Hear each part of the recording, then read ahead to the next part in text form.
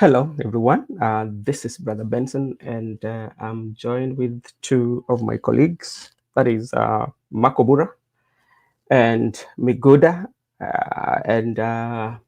Today we want to have a discussion on what is taking place in the country, especially the politics, entertainment, and everything that might come across, or what is trending. And I hope all of you are doing fine. Makobura, habari gani?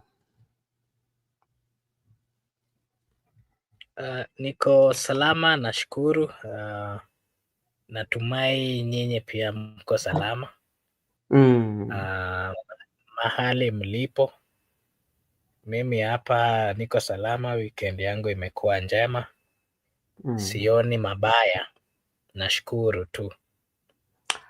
Asante sana kwa hayo. Kama umekuwa na weekend mzuri, hiyo tunashukuru. Miguda, je, wewe weekend yako ilikuwa vipi? Mimi niko BA. Unajua maana ya kuwa BA? Sasa hiyo ni lugha ya mtaa. Unajua nilikuwa naenda kwa documentary fulani hapo ya Congolese. Unajua huko Congolese wanazungumza Kiswahili. Sasa unapata ya kwamba wakisema ati niko mzuri, wanasema niko BA. Na ni tu mambo. Sasa hii lugha yetu ya mtaa, hata ukienda kwa Congolese unapata kando na sisi kuwa na zetu za mtaa, za kila mtaa, lakini pia Kongo pia wako nazo. Sasa nilipata neno kipya, niko BA. So mimi nasema niko mzuri. Na weekend yangu imekuwa sawa kabisa, ingawa changamoto hapa na pale, but tunashukuru Mungu tuko area. Asante sana. Naona Judith pale anasema ana watch, pia naona ndugu yetu Gitonga pia naona yupo. Mimi nawashukuru sana, na tumai kwamba mlikuwa na weekend mzuri, na pia nawashukuru sana nyinyi kuja ili tufanye kipindi tuongee kidogo yale yanayotengea tili, tuongeze maarifa. Tunasema, unajua, wanasema kwamba watu wakizungumza huwa inakuwa ni neno njema, na tukiangalia sana pia unapata kwamba Prime Minister alikuwa anasema kwamba watu wanafaa wazungumze. So labda kuna aina mbili ya kuzungumza. Kuna ile ya kuzungumza ya kisiasa ama kutatua maneno ambao Mheshimiwa Raila anasema. Pia kuna ile tu kuzungumza kama mimi sasa tunazungumza tukiangalia yale yaliyotokea, na labda tunaipatia wazo gani, na labda ingefanyika vipi ama ilifanyika vizuri. Sasa hayo tu ndio nasema. Miguda, unajua mimi nilikuwa nasikiza hotuba moja ya Mwalimu Julius Kambarage Nyerere jana tu, na hii hotuba ukiangalia hotuba za Nyerere ni vitu ambazo zilikuwa ni vitu ambazo alitabiri, na zinakaa ni kama yale yaliyosemwa na yeye zinakaa zinatendeka sasa, kwa sababu unajua tukizungumzia mambo ya CCM, mimi si fuataji sana wa CCM, lakini nilipata bahati kufuatilia mambo ya CCM, na hii ilitokea wakati aliyekuwa ambassador wa Tanzania alikuweko kule Cuba, anaitwa Humphrey Polepole. Na Humphrey Polepole alijiuzulu kukuwa, he resigned, let me come back to English, he resigned from ambassador role in Cuba, and he came, and the other day he had a interview or like a presser. He was doing a presser, and he talked about CCM, and there's something that he said on CCM that what happened when they were electing, or when they were proposing somebody to run for presidency, there are some of the constitutional of the party, the inside, that people don't come to know in the party that they really surpass, they overpass it, they did not talk about. And he was kind of like saying that what the former president Jakaya Kikwete did was not right. It went against the spirit of CCM. And one of them was that in the CCM, inside the CCM, there's kumi kumi. And that kumi kumi means that each and every administration that comes in, they have to have a new person. And when they are going for presidency, there are people who have to come in and contest for that presidency, which did not happen during the time when they decided to announce or to vote for President Suluhu Hassan unanimously, which they feel, some of the people feel like, okay, that one actually went against the spirit of CCM. So there's so many young members or young leaders of Tanzania that have come out and they were talking all that and that, you know. So like when you look at all what has happened with what Mwalimu Julius Kambarage Nyerere said, some of it actually it is true. Because there's a one of the where he was talking about like people will not follow the rules that are laid in place, especially when it comes to the leadership, which that one has. But we are not talking about Tanzania. But that is something that I learned over the weekend. And I'm saying, Bharat, how are you doing?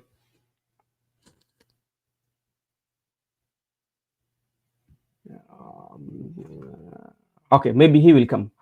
So that is that. So today we want to discuss few issues, or we want to have a conversation, and we want to look at where are we and what is going on, because like we saw yesterday, Boniface Mwangi was the other day Boniface Mwangi was arrested. Today he was in court. Actually, he was charged with the facilitation of terrorism, and he had to come out with a bail of 1 million, which is a money that an ordinary Kenyan could not raise. And remember, there are also some group of young people also have been charged by the same, you know. So there's this change of wind whereby the charge of terrorism especially is seen more, especially in the administration of President William Ruto, that we did not see with Kibaki's government and Uhuru administration. So we don't know what is happening. Maybe the legal mind, they will be discussed out there, so we will know what is happening. Again, yesterday, Right Honorable Prime Minister had an interview.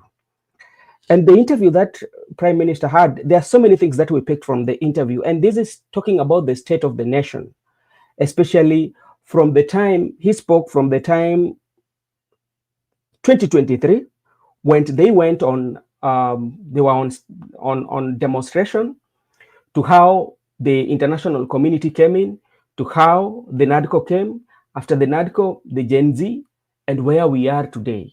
Right Honorable Prime Minister, explain more about that, and we will discuss into detail and look at what could have been, or what could have been done, or was the initiative taken by the Prime Minister save the situation. That is one. Also, we are talking about Fred Matiang'i. Fred Matiang'i is in US. Yesterday, he had a town hall meeting, especially in Baltimore. And he talked of so many things. Among them, talking about accountability, especially as a leader. He talked about something he was asked about the money. He talked about money laundering and the wash.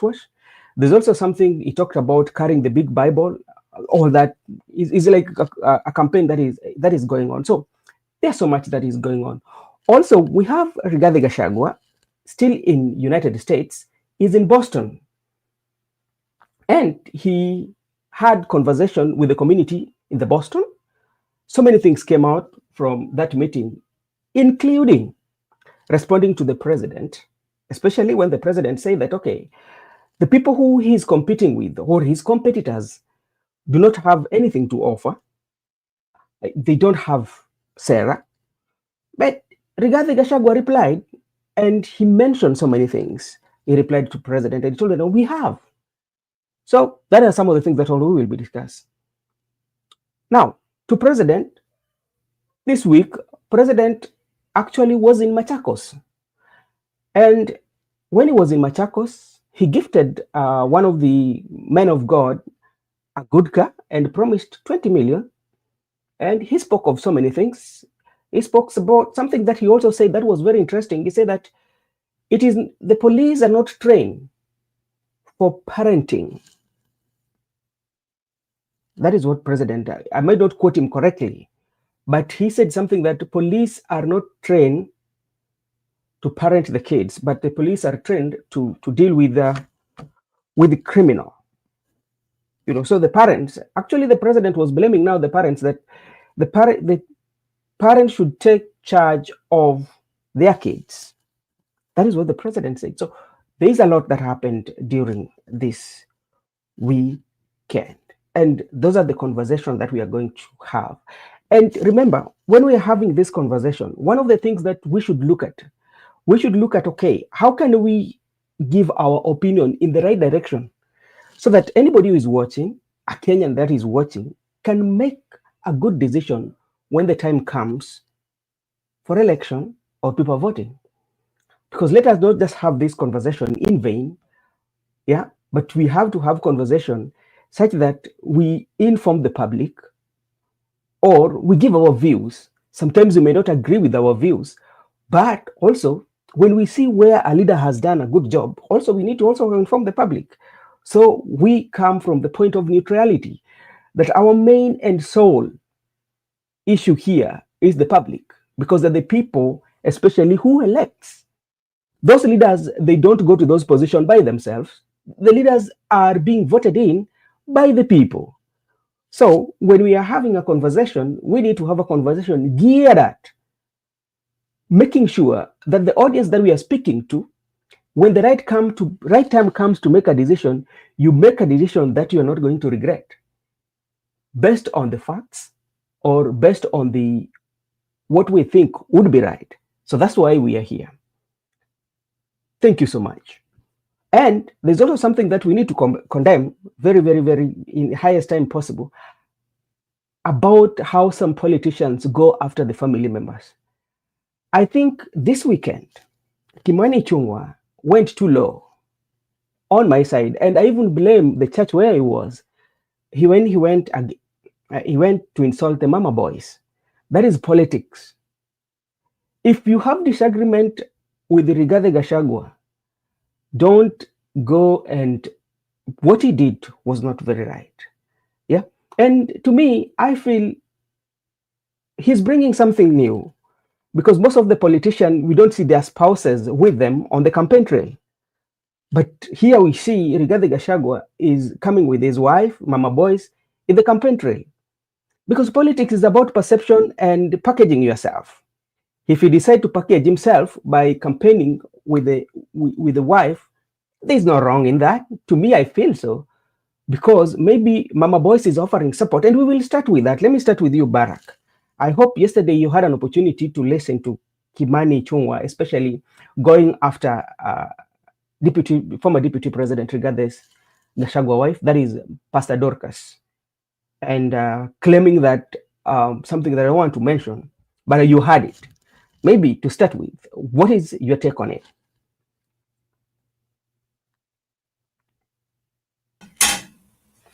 Greetings, Brother Ben and Mark and all our viewers.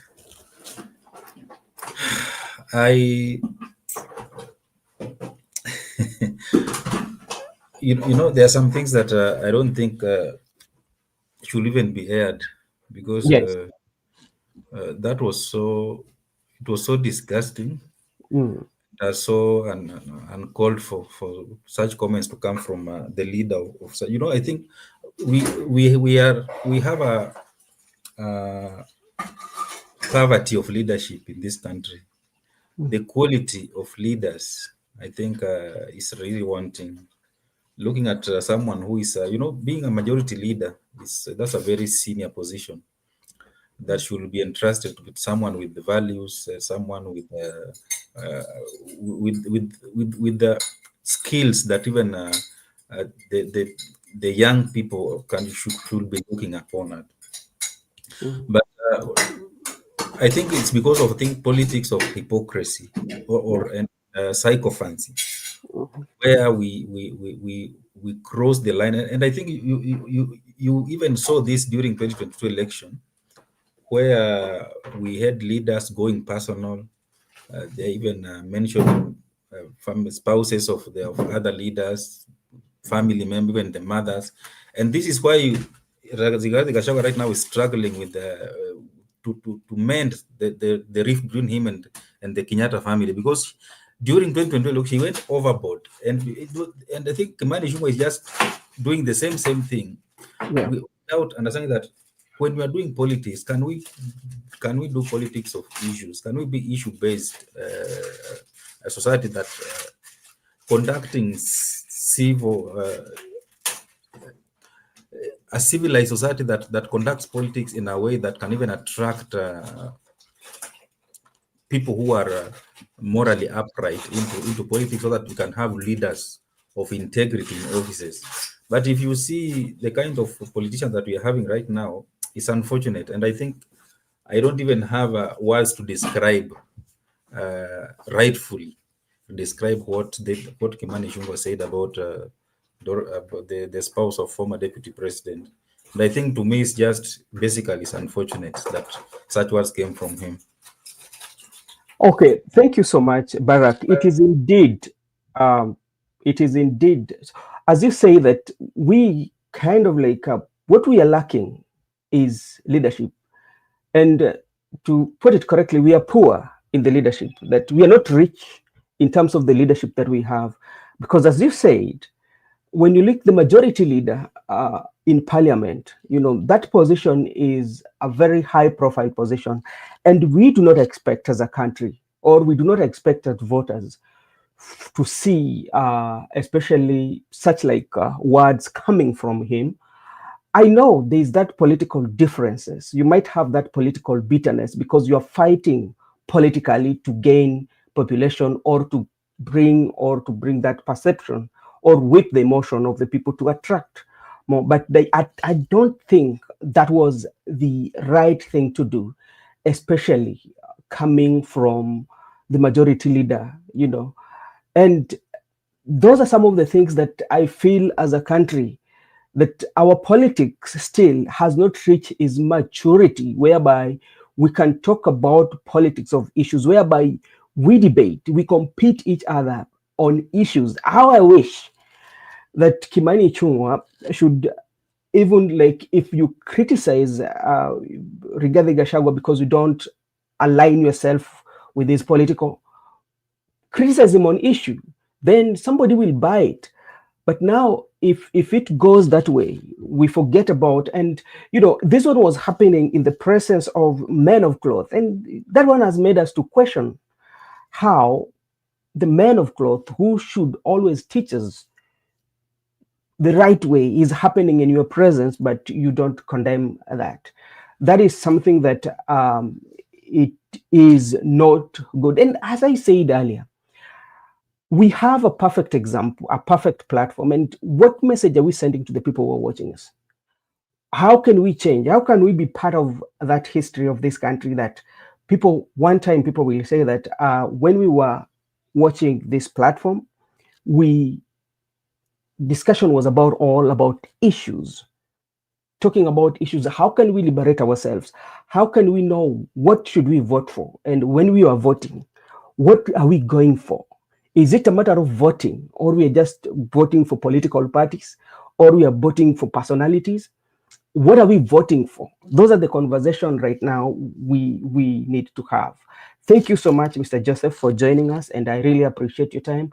Let me come to you, Makubura, in brief, just maybe your comment on what Kimani Ichung'wah, especially to Mama Boys, which he made yesterday in the presence of the men of cloth.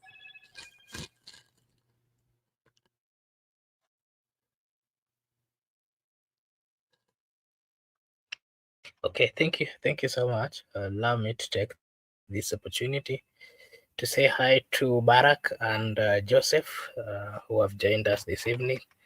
And also, not forgetting, allow me to recognize the presence of Gitonga at the comment section, on DT Benson at the comment section. There's Judith Karitha. Thank you so much for finding time to join us this evening.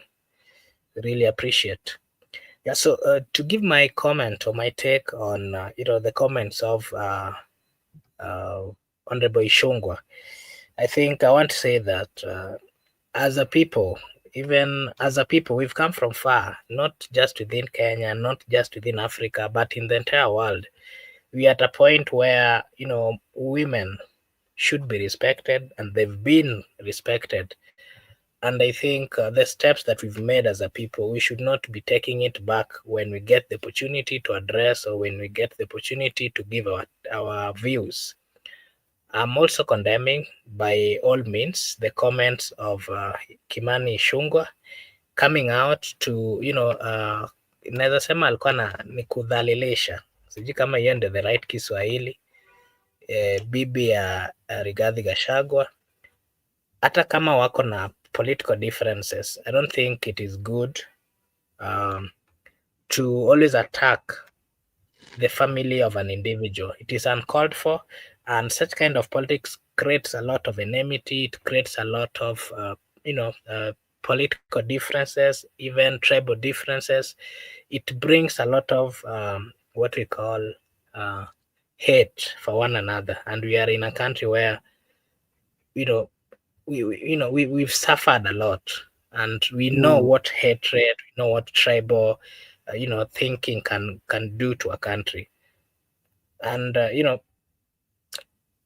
one thing that I'm not understanding with the political class is that whenever they feel that they are not really their power is either getting they're not really getting enough support from the ground, they always tend to go for those people that they think are making the people not give them enough support.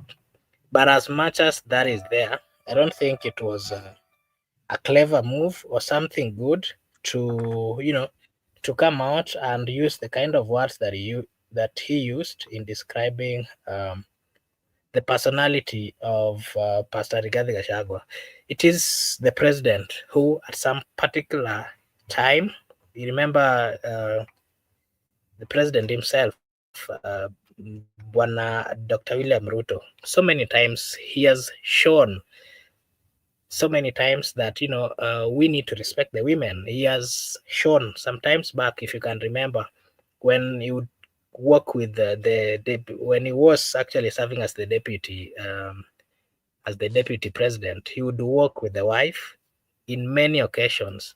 And that is part of the reason why the people of Kenya voted him, saying that, this gentleman really is a God-fearing, and he cares for the women. And if you can even remember, there were Kenyans who were coming out to say that, why is it that the first lady keeps on working with the president, and sometimes he's not really there were issues of her not being happy and such kind of things, and then all of a sudden she was no longer then working with the president. But as a country, it is good. I don't know if you saw the presidency of Barack Obama. One of the best leaders that we've ever had in the world, and the relationship that he had with the wife, the consistency, and it really showed the world that whenever people are together, whenever a wife and a woman, husband and a woman and a wife are together, then it shows that unity and that love that they're showing, it can also translate, and it you act like someone we call a role model to others, and it's a good sign. To me, I advocate for leaders working with their spouses here and there. It is a good sign. That is what Christianity teaches. That is the good part and positive side of politics. And whoever is thinking otherwise is not really good. I like what Uhuru Muigai Kenyatta did, working with the wife here and there, and their union, and even the smiles and the conversation they would have in public really inspired so many people. There are so many people who are currently married courtesy of the relationship that the president used to show to the people of Kenya. So we need to love our spouses, we need to love our people, we need to work with them. It is the good and the best sign ever. Okay, thank you so much. Kiswahili umesema kudhalilisha, ni kweli kudhalilisha, ama unaweza sema alikuwa na mkejeli. zote sawa, inalingana utakuwa unaisema ukiwa katika mazingira gani. Lakini kwa yote tunasema hayo si mzuri sana kwa mambo yaliko. Joseph, habari gani? Hebu tueleze maoni yako. Na West W Bank, asante sana kwa kuja kujiunga na sisi. Is my take? I thought Barack was before me. Oh, Barack already had a take. Let him go before me. Barack already spoken on that. Before we go to another issue, is only you. You had already spoken. I never thought. Sorry. Okay. You know, yeah. I saw you said you're going to come 6:21 a.m.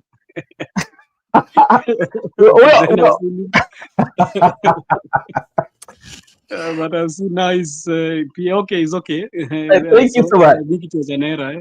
Yeah. I'll just. I laughed at a comment there by Judith. Yeah. He's saying he's going to support Shunga for first time. But if it was like that, if Shunga could have just come for Rigathi, not for the wife, because there's some things Shunga say that are not really good. You cannot come and say that the pastor, or the way they call her bishop, was in another secret affair with another bishop. That is not good. For the first thing, how did you know he was in a secret? So it means you have a problem with getting into people's affairs, and that is not the way to go. In politics, politics, I always know it is a dirty game. Yeah. It's always said it's a dirty game, but there is some other things that you don't come and say. In our African tradition, is not the same as the Western. Western somehow it's not the same as the way we do our politics. Our politics are moderate, and sometimes people need to respect families. Because I've never heard the wife of the name Dorcas coming to abuse Ishungwa's wife or other people's wife. I have never heard Dorcas even abusing the wife of the president, and they were together in the same. So it was very unfortunate for him to spread this. But we know Ishungwa, we know him. His mouth is always ruse. I think it's his nature. He's always a person who is. I don't know which side of Kikuyu he comes from, because I have never seen Kikuyu with such kind of behaviors. Is not the right way. Is not, but women should voice their voices. They should raise their voices about this, because we should not care about if it is opposition or government or what. Like the way all people raise their voices about this lady who said that Wataiba Kura. It's a high time also ladies to voice their voices and say this one it is bad, and he did a very bad thing. And Shungwa tumemzoea huko kwetu. Tubure kabisa. That is just what I can say. Okay, thank you so much. And I know, Miguda, too, you will have also to give your take before we go into the main discussion. Johannes Oment saying, what is the agenda of today? Agenda of today, we are doing a recap of all the political events that took place over the weekend, and we are just going to give our view. And the main discussion is going to be, what is your take, especially in the interview that was on NTV by the Right Honorable Prime Minister, and some of the issues that he raised, and the points that he raised.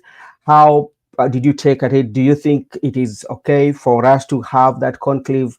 And actually was also pushing for that referendum in case people reach a conclusion. And there's something that, Joseph, you've said that is quite much important. And sometimes I feel like the Women League, especially, or the women fraternity, they're very selective on what they are defending, because I hope and I think like this could be one of those occasions that they could have come out and condemn, especially what was said, especially to Mama Boys, and because like it is not right, even if that is his private life. So and remember also, this is also coming at a time when Orioba too is saying some of the things that make us to ask what is really happening. Miguda, maybe your take, then we can go to the main discussion now to see the conversation and what came out of the conversation that happened with the Prime Minister at NTV Live.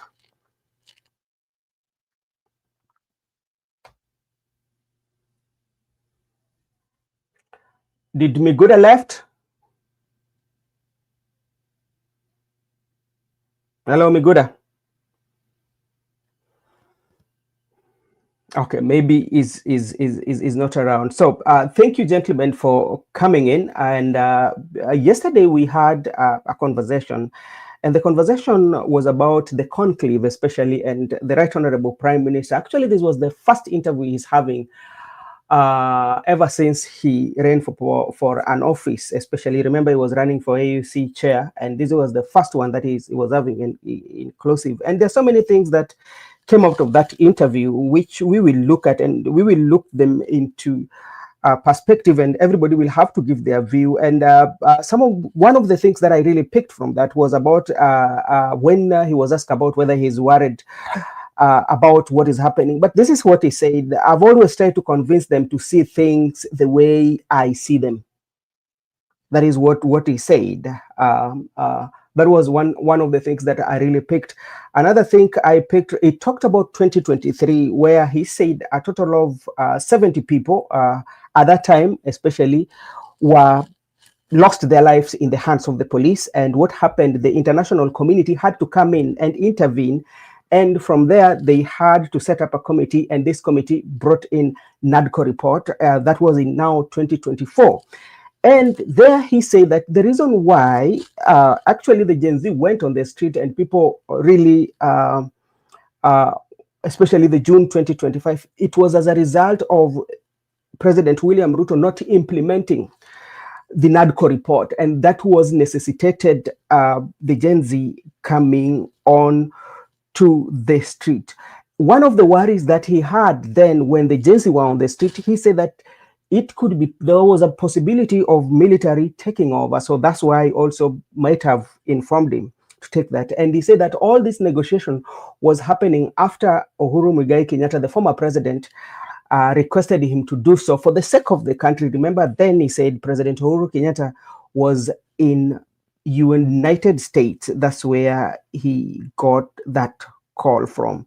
And before even he reached out to President William Ruto. William Ruto also reached out to him. And from there, he talked with Azimio members. And it was like even him himself, that is according to him, he was not ready to join the broad-based government. And what happened, and even other members of the Azimio were opposed to it. But some other member, this is very specific, that's something that you have to know. The ODM members decided that it is a good way to go. So it was the ODM members that decided that they should join the government. It was not him. It was the ODM members. That's something that he was also talking about of criticizing the government. And he has also talked about when did he join the government. And there's so many of them that we picked. I cannot read all, but as time goes, I will have to read them, and we will have to give our views, especially on the matters that I've given you, the reason why he gave us this, the introductory part of it. And at the end, he gives us the solution. Then we will go to the conclave. This is just the first that I've read is talking about the reason why he was giving us a picture, the reason why he decided to join the government, you know, and how it happened. It was not something that he decided by himself. The President Uhuru Muigai Kenyatta had asked him, and that one, he said it earlier, remember, in the early days, he said that Uhuru Kenyatta had called him, and before that, President William Ruto reached out to him. So when you look at what Raila, the Prime Minister, was saying, and what has been said in the past, are you seeing the consistency? And that one I will go with Mr. Barak.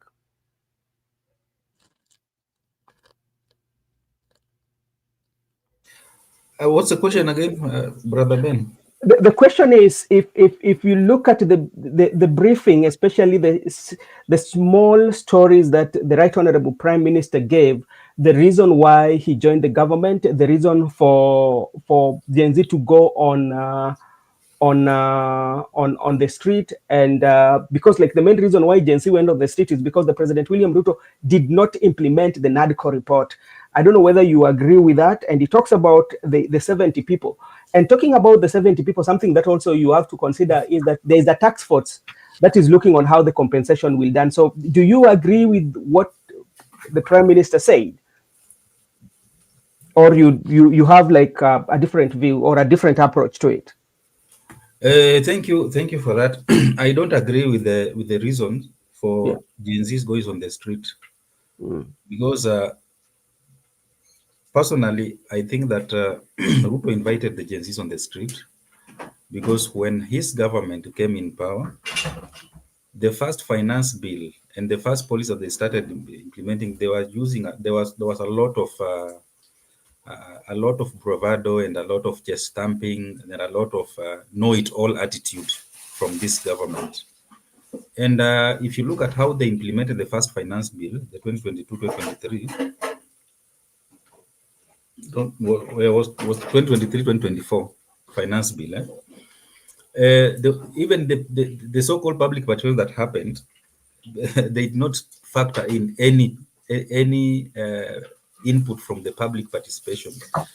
And there was a lot of public outcry that whatever policies that they were coming up with. Remember the controversial housing levy, how it was pushed down the throat of Kenyans, and they ensure that it's no longer even a levy but a tax, because there was a lot of controversy whether is it a levy, is it saving, whatever. At the end of it, they said it's now a tax. And I remember there was a day Ruto was hosting journalists at State House, and he was asked about that, and he said that the Constitution gives him the powers to tax the people for him to implement whatever he wants to implement. So the attitude, and you remember the opulence from the CSS,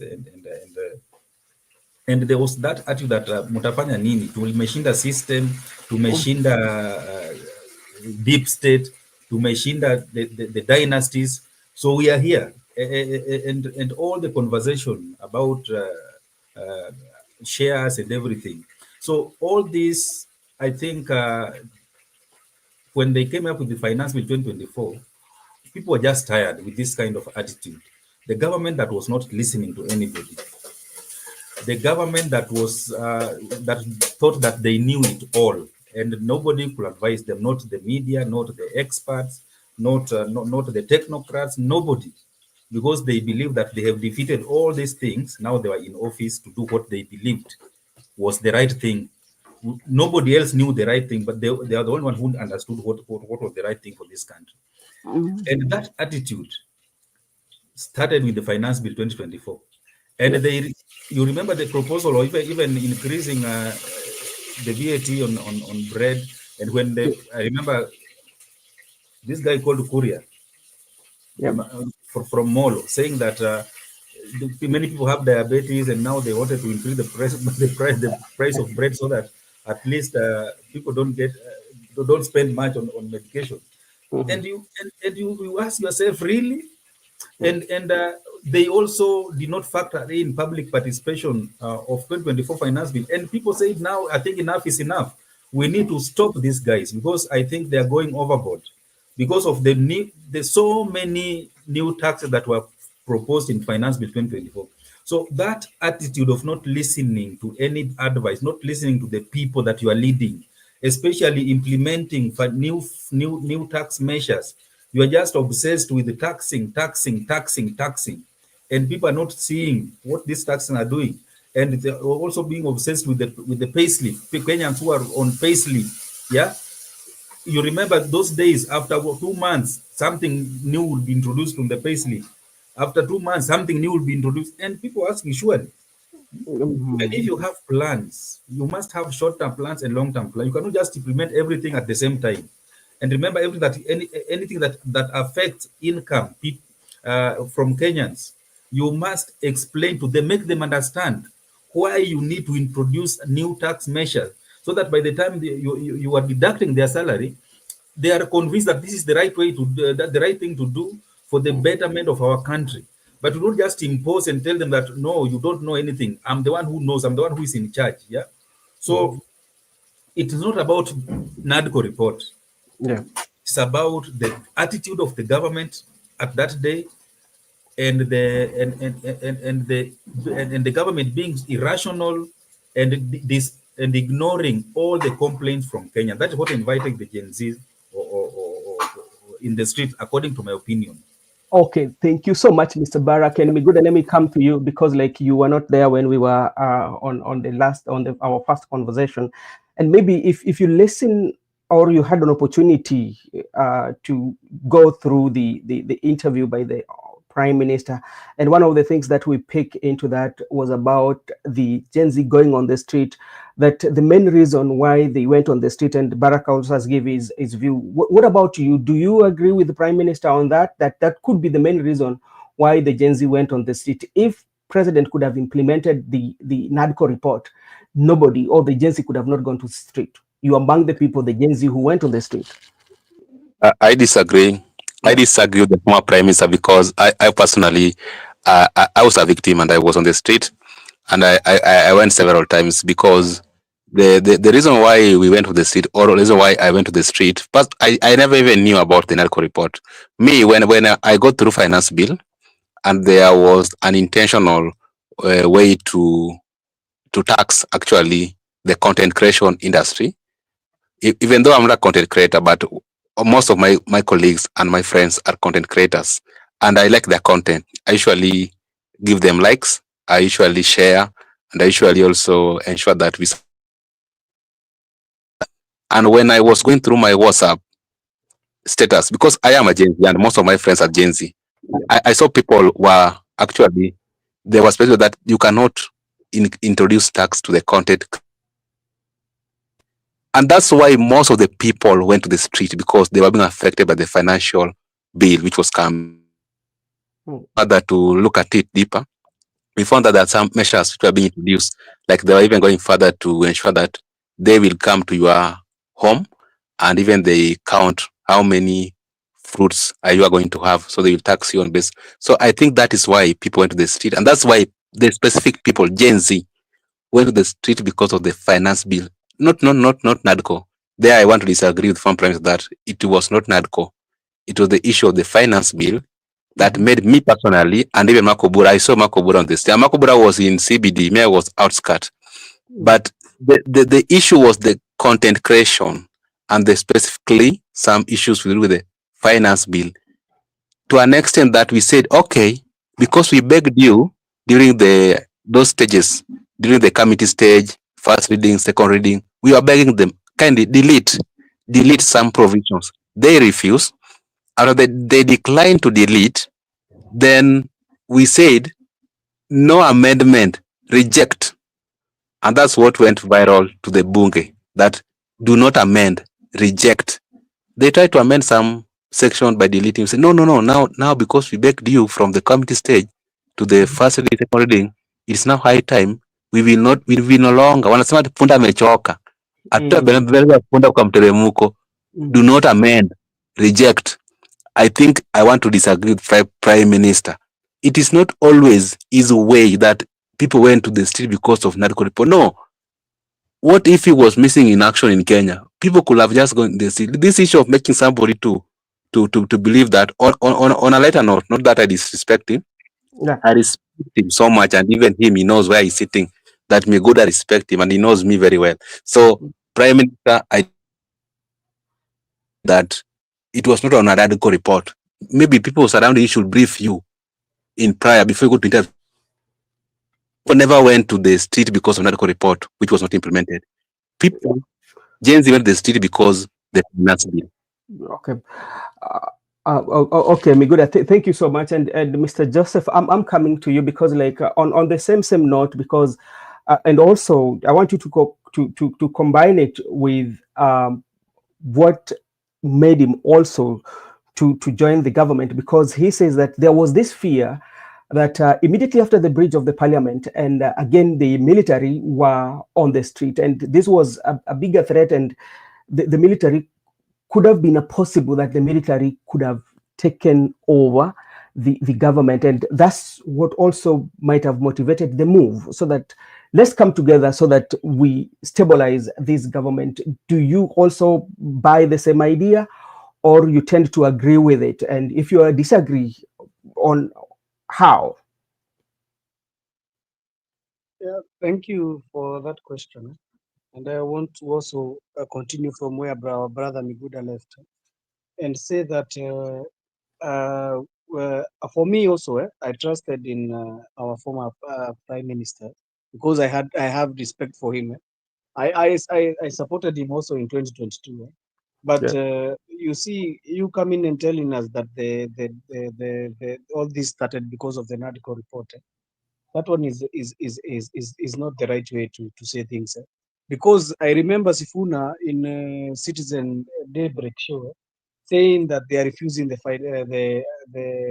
affordable housing plan.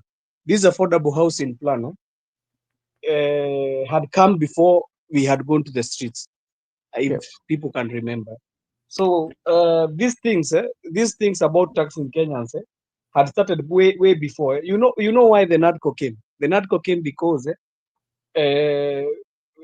people went to the streets, and that time I was supporting the maandamano which was happening because the first maandamano after 2023. You remember it? The first Mhm. maandamano, I was supporting it because we were feeling so much aggrieved by the government when you had somebody saying that this is a government of shares, and other people were saying that hii serikali sijui hata tulishinda deep state and what have you, hakuna kitu mtafanya. And so that one is that is what led to NADCO. NADCO did not come because of the Gen Z at that time. You did not even know about Gen Z. I think brother Benson, you are here with us. Hiyo wakati huko umesikia mambo ya Gen Z. Hiyo wakati tulikuwa tunaongea the first demonstration, there's nowhere Gen Z was heard. Gen Z came in 2024. You remember? Yeah. 2024. They started in June. Because what brought to these problems were the things that Miguda here has our brother Miguda here has explained, that people are being overtaxed. You could hear even ladies, even our little girls crying that even their sanitary pads were being taxed. And everybody, even the civil servants were angry because they had raided the pockets of their salaries. And to say that NADCO, also if he wants to say NADCO is the one which brought all this, then I don't understand why it has not been implemented also, because it was supposed then to have been implemented. But for all these demonstrations, they started because of the finance bill. And our brother Miguda, I cannot say anything more than what our brother Miguda has said here. So I want to come to the second to the second point about is you have asked me if the Raila came to save the government from a coup. I think we know the organs that can try to overthrow the government. We know them. We clearly know the organs that can try to overthrow the government. And you have seen in most countries where the government has been overthrown, the military has a hand in it. Look at all the governments you check. Even Sudan, even our Sudan brother there. You remember when they overthrew Bashir? They were helped by the military. We go to Bangladesh there. When they wanted to overthrow the lady, Sheikh Hasina, they overthrew her using the help of the military. So I don't understand in saying that there was a coup. Also, if those guys they penetrated parliament, is because they were going to specific people. I did not hear them going to Ruto. Ruto does not pass the finance bill. It is the members of parliament who passes the finance bill. So these guys were aggrieved by how can you elect a member of parliament, Brother Benson, and this guy comes and tell you will not listen to what you are saying. We tell you that the finance bill is bad. We will bring even fake, what do we call them, public participations, that we should come and lay our views. But after we give you our views, you go and trash them and say that 95% is saying it's not good, but you're saying it's 95%. So where does the majority win if that the majority cannot win in there? So people are aggrieved about the members of parliament, and that's why. Did you see any home of President Ruto being touched? You did not see any home for President Ruto being. Who are the people you saw their homes being touched? They were members of parliament and their businesses, because people are aggrieved so much by these members of parliament. That's why they went for them. And for I think the anger that was with the people, they led them to the parliament premises, and they were able to storm it, even though so many of our people lost their lives. People were, at that time, were angry because the government, they were trying to tell the members of parliament who are supposed to oversight that government. You know, the work of parliament is to oversight the government. They were supposed to be they were supposed to be the buffer that they can stop the government from doing all these illegal things. So people are very angry with the parliament. And now the issue came. Now you know this thing metamorphosized. After they said they passed the bill. You remember they passed the bill, Kinguvu. So this thing metamorphosized there, and people started saying now even we want the president to vacate. So in June 25th, I remember very well people were not saying Ruto must go. What they were saying, we reject the finance bill. But after they saw that even the president himself is not even trying to even blink and tell the people to shelve this bill, they got angry and started saying Ruto must go. So I don't see any coup that could have happened. And if the coup could have happened, I think you know the people who can be able to enforce that coup. Okay, thank you so much, Mr. Joseph, for your submission. And let me come to Makobura, especially. We want to know your view on the issue of NADCO report not implemented, making the Gen Z to go on the street, and also the military being on the street, and that was the fear. Then from there, we will go to the second body of that interview. Makobura, what is your take, and do you agree or disagree with the Premier?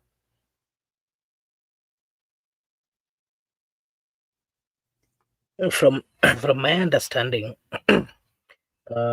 having participated in this particular demonstration, the first Gen Z demonstration, I think the reasons why the people went for demonstrations were very clear. It was not really matters to do with the NADCO. It was not really matters to do with the BBI. It was not really anything that was touching on the opposition then, or the team that was then led by Raila Odinga. I think what happened, if you ask me, is an accumulation of problems of the people of Kenya, which they thought that the people in leadership would solve. So what happened is that there has been this growing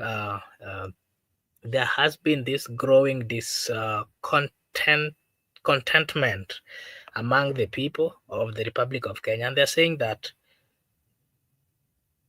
the Kenyan citizens, whenever they are in whichever parts of the republic they are hardworking people, and every time that we go for election, every time that they are going to elect a leader, they've always had a vision. They've always had a dream that the person who is going to come in is going to change the narrative, is going to change, is going to make their lives smoother. But that has not really happened. So what really happened is that what was then contained in the finance bill 2024, 2025, it was really going to make the lives of the people of Kenya worse. The people were going to really work more hard, and even after working too hard, there was nothing positive that they would still see. So that is part of what really angered the people. They said that, well, as much as we've had opposition where people have been having demonstration in the entire country led by Raila Odinga, and whenever the government feel like they want to have a discussion, they will call Raila Odinga and his close allies. They have a discussion, and in that discussion, more of the conversation would be, we are talking on behalf of the people of Kenya, and the conversation would be, that we are trying to make the life of the people of Kenya easy. We are going to solve the injustices. We are going to, solve the problems that the people of Kenya has been having, starting from the leadership to the normal wananchi. And that has not always happened. So what happened this time around is that the people of Kenya thought, well, specifically the youths, that we've had demonstration, we've had leaders going to negotiate, negotiations have always been done, an agenda has always been written, it has been read before the people, and actualization of all those things that have been discussed, we've never seen that. So then the youth decided that, well, this time around, we're not going to sit and watch a government come with a finance bill which is going to make our lives tough. And we're not also going to sit and watch a government or leaders getting into looting spree. Instead of then delivering for the people of Kenya, most of them then, but then, getting into looting spree to an extent that the level of greed in the government, the level of utadu, those kind of mentality. We were seeing such kind of things among the leadership of this government, and that really triggered, the minds of the young people, and they decided to come up together and speak in one language that we have to solve this. If we don't solve this, if we don't stop this finance bill, we are not going to manage. If we don't give them, if we don't point out the fact that we know there is a continuous looting in this government, they're not going to stop. If we don't come out and remind them that their greed, their level of greed is on another level, they are not going to stop it. And that is the reason. Those are the reasons why the young people went for demonstration in that particular day. I don't think it was tied with whichever call by the opposition, because remember, if Raila then remember, he was the head of the opposition. If truly we are supposed to go with these comments, then the question would be, the government had all the time to look into the BBI, for example, because that is part of what the government and the opposition had. And remember, there was this feeling or mentality that the opposition and the government, whenever they came together and have a discussion, the discussion was one that was centered, one which was uniting the whole country. And that has not always been the case. What we've always seen is that whenever these discussions are had, we see quite a few number of people benefiting on behalf of the people of Kenya. If I give you several examples, if you remember, for example, the many handshakes that we've ever had, starting from the handshake that brought the BBI. Remember, immediately the former president Uhuru Muigai Kenyatta had the handshake with Raila Odinga. There was calm. That's the reality. We don't deny that. But the people really enjoyed were people closer to the political class, the big wigs within the political class. Let's come again. Okay, hold on, Makobura. The people who enjoyed, you say that the people in the political class, and the same time you are saying there was calm.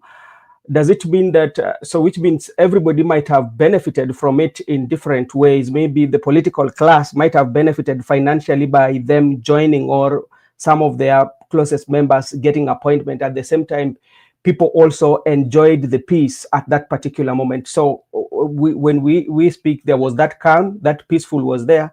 At the same time, there were people also who enjoyed through financial appointment, through financial gain, especially getting closer to power. Yeah, I would say so. But again, remember that conversation was one which was led by, it was a political conversation. It was not a people-driven. So that is the difference of what we had in the last demonstrations that we've always seen. These are people-driven demonstration, and the other ones were political-driven demonstration. And the main aim, or the main thing that they wanted to solve, part of it was political side. So what happened in 2017 is the tone. They reduced the political tension in the country, of which that, of course, was necessary. But the main issues which were really affecting the country, majority of it was not discussed. And that is why we are saying that as much as the discussions are good, well, we should all embrace conversation. We should all accept conversation. But the question we are supposed to ask ourselves is, who then benefits after this conversation? In this particular time, this is a conversation. I mean, this is demonstrations which are being spearheaded by the people of Kenya. And so the political class should not then get into or should not continuously call for this kind of conclave thing, because whenever they do that, there's a thinking out here that they're turning it to political. And you've always lived in Kenya. Whenever politicians are calling for something, the outcome has always not really to satisfy the needs of the entire country, but to satisfy some few needs of the political class. Okay, thank you so much, Makobura, for that. And would want to request, if you're watching us for the very first time, kindly subscribe to our channel, because we do have this conversation each and every day with our able panelists, that is Makobura, Barak, Joseph, and Miguda. We tend to have a conversation because, like, what we are looking at, because everybody is crying for good governance, and we cannot talk of good governance if ourselves we are not being part of that good governance. We have to also to show that face of good governance and talking about the issues that are affecting the country, because we know for a fact that when we have issue in the country, whether you're supporting the government or you're in opposition, what remains is that you are affected, because economy, when economy is benefiting people, it doesn't benefit people partially. If it benefits all Kenyans with all walks of life, with the political affiliation. So that's why we tend to have this conversation. And if you're new here, let's subscribe and also share with us what you think on the comment section, because we are here to learn. We are not saying that we are perfect, but we can learn from you. As you learn from us, we can correct one another. As you correct us, we can also correct where we feel you are not getting the point. But all in all of us, our conversation is geared towards building up or bringing up a Kenya that is for all, a Kenya that feeds its people, a Kenya that is gentle to its people, a Kenya that is very peaceful to its people, a Kenya with the leadership that cares, a Kenya with the leadership that listens, a Kenya whereby everybody is equal, Kenya that doesn't recognize regionalism, Kenya that does not recognize a person, but a Kenya that is driven by one goal, that is unifying Kenya and benefiting in what Kenya can provide. So be part of the conversation and subscribe. So Mr. Barak, I want to engage you in the second phase of this interview of the Right Honorable Prime Minister, because he talked about the compensation, and he said that there's a task force that I think it's a task force that we don't know, that will be coming out, and this task force will be evaluating and looking at what has happened, the implementation of the NADCO or the 10-point agenda, and from there they will give a report on it. And when we talk about when we talk about compensation in this country, especially the victims of politics, violence, and all this, some run up to around 207. Some of them still have never been compensated. And the list keep on piling, and we talk about this. And for avoidance of doubt, when you look all these things that we are talking about, Mr. Barak, these are not things that are very new to us. They've been the same issues that have been talked in the longest time in our political history. And this task force is coming, and Baba is saying that these people will be compensated. Do you have any faith, especially if you look at in the compensation that some people have not been compensated for over 20 years? Do you have any faith that this invisible task force that he was talking about is going to give the reports will really act on this payment or compensation of the victims of political violence? Thank you. Sometimes when you listen to Baba speak, you might wonder what he's saying and what he means. Because first of all, compensation can can only be effected if the judiciary. Remember, if you go to do the judicial system and they give order to the government to pay maybe the victims of certain state atrocity that were committed maybe in 2020, 2024, maybe 2025, maybe 2023, and up to 2007. But the problem is, Raila was speaking with some kind of finality, like that what he's saying will be done. But we've seen that, so that's kind of talk for many years, nothing happens. And if you want to know that nothing will happen, remember when the handshake between Raila and Uhuru Kenyatta, and Uhuru Kenyatta treated Raila like a co-president. And remember the victims of 2017, yeah, 2017 post-election violence that claimed many young people. I remember the age group of between 18 and 20 and 25 from informal settlements in Nairobi mostly, and from Western Kenya, majorly the Luo Nyanza. You remember when Raila advised his supporters not to participate in the second in an election after the first election was nullified. There was a lot of violence in Migori and Kisumu and other parts of Luo Nyanza. Many young people were killed. But when Raila and Uhuru Kenyatta shook hands and they started working on something called BBI, where they had their own points there. I don't remember even the parents of Baby Pendo being compensated because of the violence that claimed their child that did not even know what was happening in the country and was just killed in their own house. So once we've seen that once Raila gets into into partnership with the government, normally the victims are normally forgotten, and they will be remembered again when another problem erupts, maybe another violence or other victims have been affected by the state. So you realize that it is not Raila's words are not. You cannot take them as the gospel truth, because we've seen this in the past. And this issue of compensating victims of political violence, it has been here with us for many years. And I don't think we have a structure of dealing with it.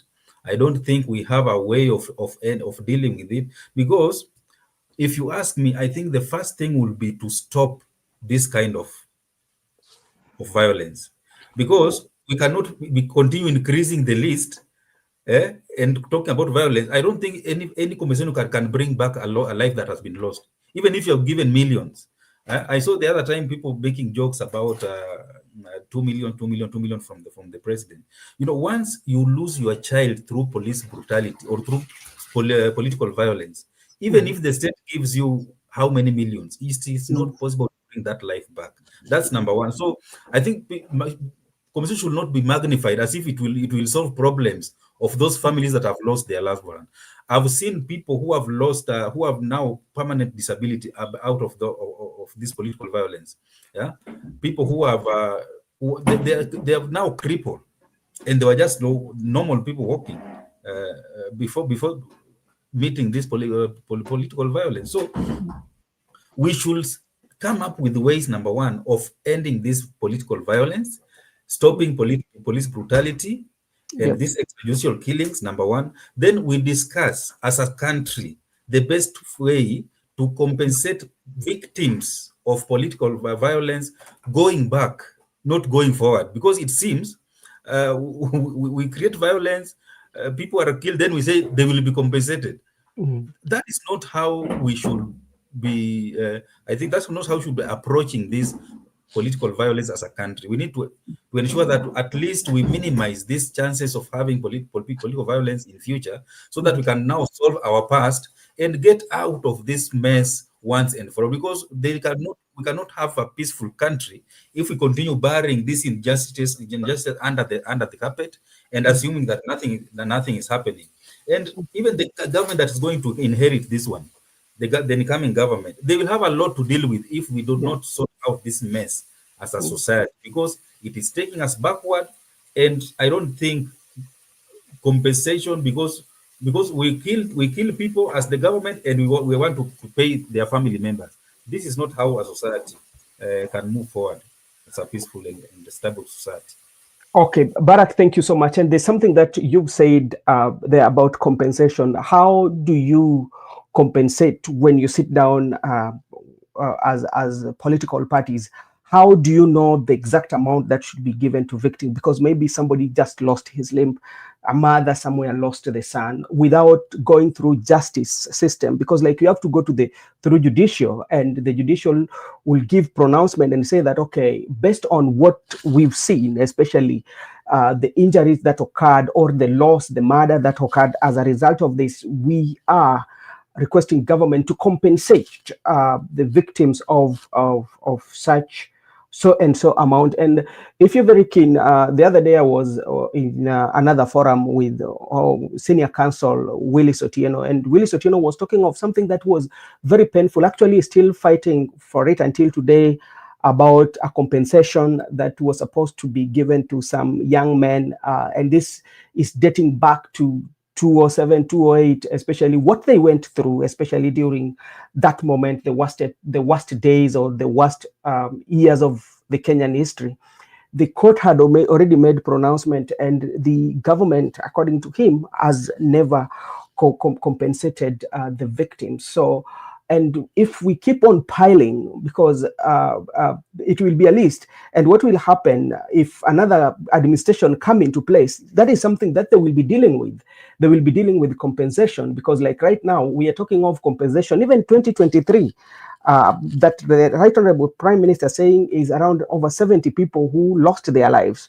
They've never been compensated. Compared to the ones that happened during the June 25th, then come to again that happened to Sabasaba.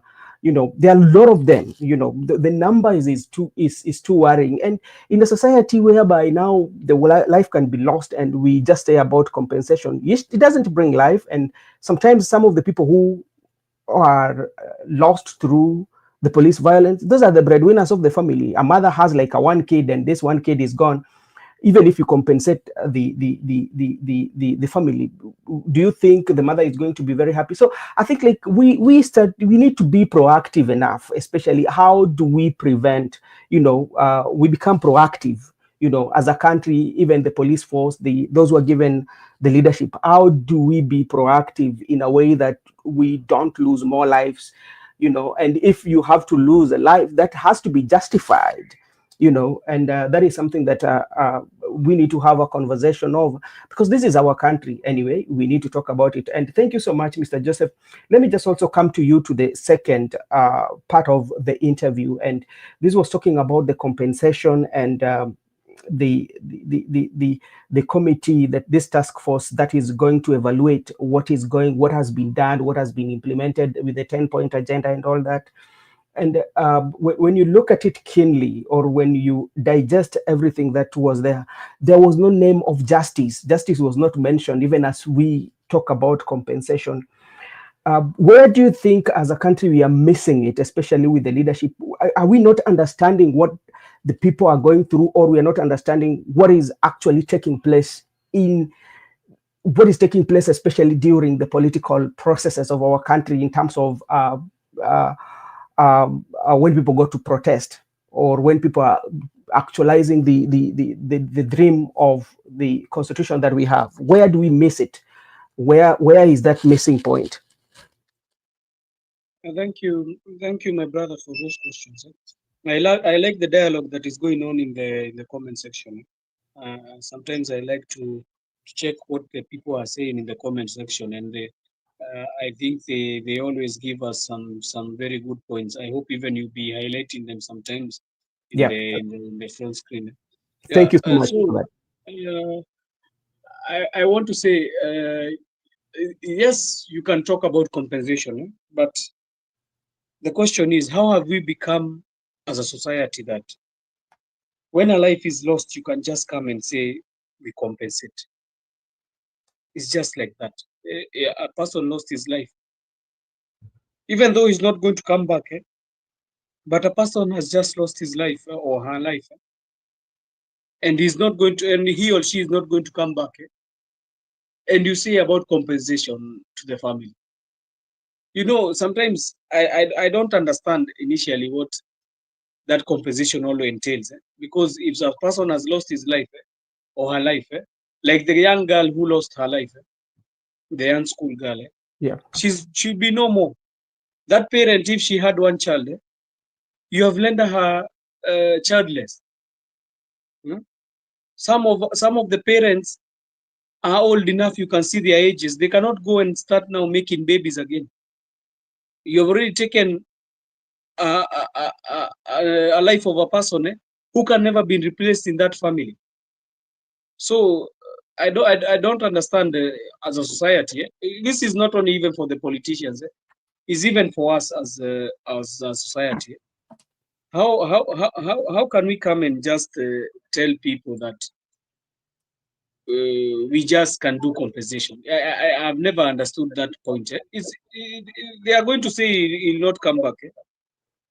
But so after compensation, so what happens? Then if you hear a person saying we are going to have compensation, but there is no justice, what does that mean?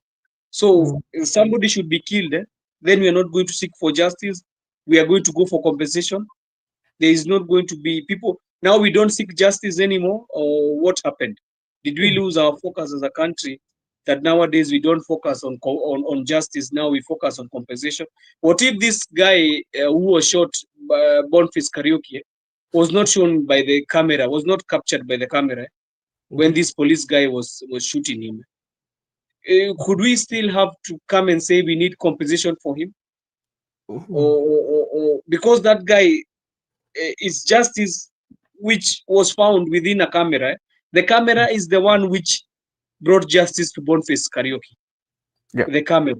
Because if the camera was not there and that guy was shot, we could be hearing people saying he died, he was in maandamano, we need compensation for him.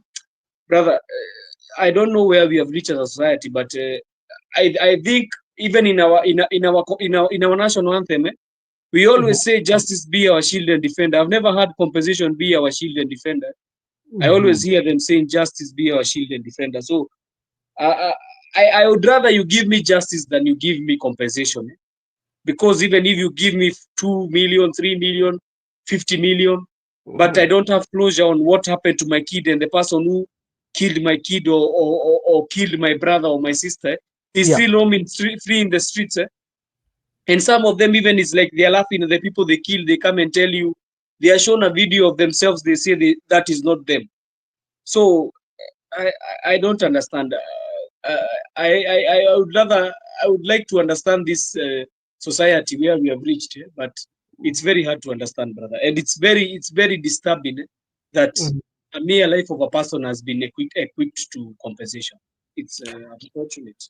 And I agree with you, because like when we have such like conversation about what is happening, because this is a historical, it's not something that we have to say that the compensation started with the administration of President William Ruto. No, this is something that has started all far away, like it's a historical. And remember, when this is happening, some of the political figures have always been in it. They've been in these conversations. They've talked about this.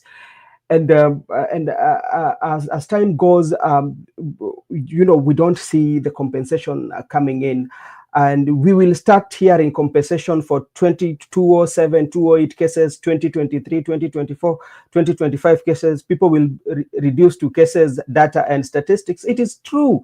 It will happen that each and every time we have the political processes that are happening, and we go into this crisis, people lose their life, then we will talk about compensation, and they become statistics. So we are a country of statistics that we can even project, because like those who are doing business can project, like, okay, in 2027, we projected we had this, in 2027, we might have 10 more than that. I've had like some people even projecting that in 2027 is going to be even more worse because these are based on the what is the occurrences. They are informing. Sorry, brother. Some even can say a Christmas party. Yeah, because yeah. like it is statistics. Yeah. So and it's now a statistic. So, and this is the conversation that we need to have. How can we be a proactive as a country, as the leaders and everyone? What initiative so that we the leaders and the people, we talk about these issues and make sure that they doesn't have it. And Miguna, I want you to take us in terms of that we're looking at the law, because like I know our constitution of 2010 provides all this in case of this historical injustices, especially when it comes to the political violence. There's a way in which you can get justice and compensation. As we get compensation, also that justice, just to feel that there's something that has been done to somebody who might have committed it, be somebody who is funding, or maybe, or especially the people who died in the hands of the police, especially that the police, what the justice said before we compensate. But can you just take us through, when we're looking at the law, what does the law provide in such like cases? Do we have to settle this out of court compensation, or we should go through court and the pronouncement are given that are documented and are in the law, so that any government that comes in place, I mean that any administration, will make sure that the compensation and justice are met at the same time? Thank you, Mr. Miguda.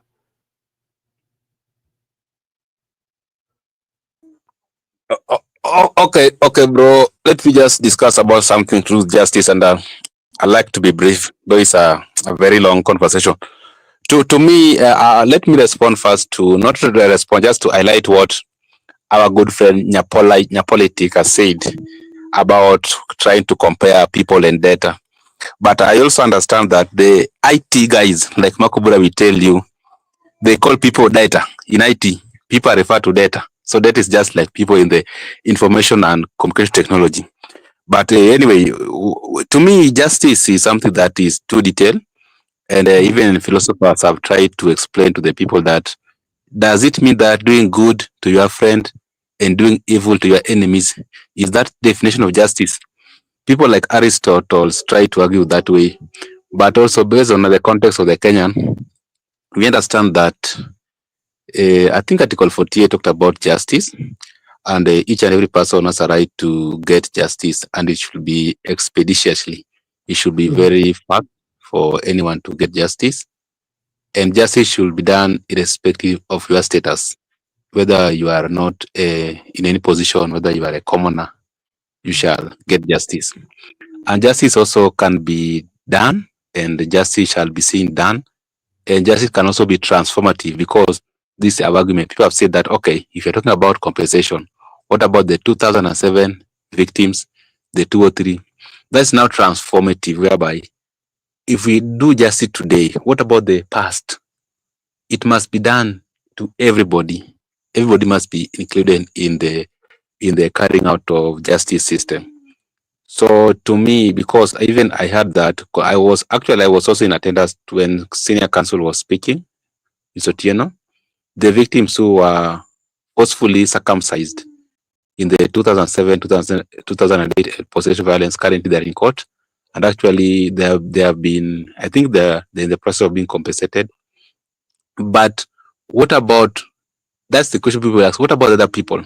So to me, justice, even we have the Truth, Justice and Reconciliation Commission, we need to ensure that there are some reports that must be implemented. There's one we borrowed from South Africa, the TGRC report. To date, it has not been implemented. There are so many people who have been affected, and today they are not being compensated. So if you talk about the issue of people are being killed, that you are taking someone's life, then you want to compensate that person. Because most of the cases, the deceased is always missing in action. So who are you compensating? That's why we have been insisting that do not kill anybody. Don't take that life. The police officer, do not take that life. That life, that's why it was enshrined in the piece of that one of the core rights is the right to life. Because we believe that nobody can give you back life once it is taken. That's why we have been insisting to police officers do not shoot people. Don't shoot on the leg, because someone can bleed profusely to an extent that he can die. Don't take those nonsensical instructions from those people. Don't shoot to kill. Don't kill any people. Arrest that person. You can arrest, and you can also take through the court process. Because once that life has been taken, it cannot. You can't bring it back to life. Even if you pay how amount of money, you can't bring it back to life. That's why this issue of justice, because we discuss about the justice system. What about the transformative one, whereby the people who were killed before in the context of right to life, the people who were killed before the Constitution, the people who were killed during the coup, because even you understand that the suspect were actually hanged after the pronouncement of the court martial. People like Ochuka were hanged. They were not supposed to be hanged. They weren't supposed to be killed, because no one is permitted to kill anybody. And that's why we have gone further to abolish the death penalty in our laws as the Kenyan people. That even if today there is no amount of punishment that warrants someone to die, that even if you commit treason, the consequence of treason is not death. There is not death. Even if you commit capital offenses, the consequences are not death. That's why we still insist. To me, I can just say, before we delve into the issue of justice, be it transformative one or the one we are debating here, let us focus on the right to life. A police officer, because the people lives, a police officer has a duty to protect that life. He has got no duty, absolutely no command from any center to take that life. That life must be protected at any cost.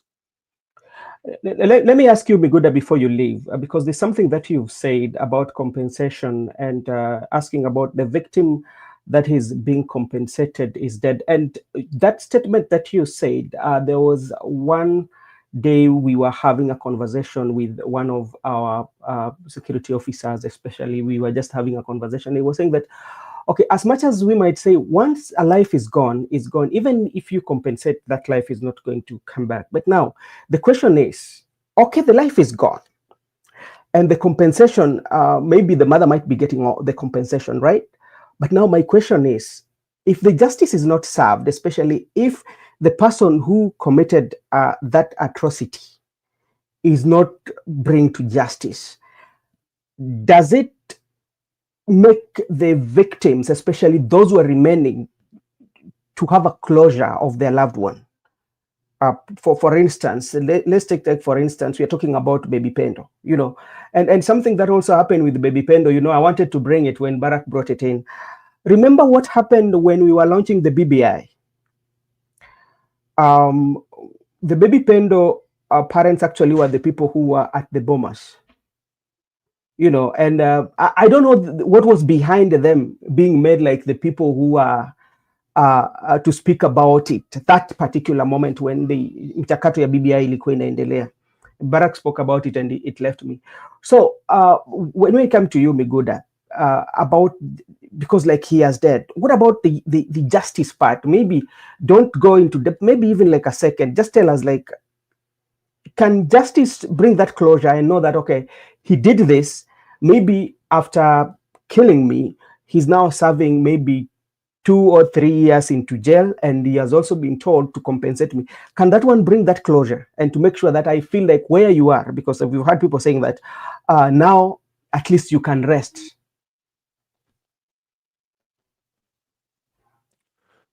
Now I want to.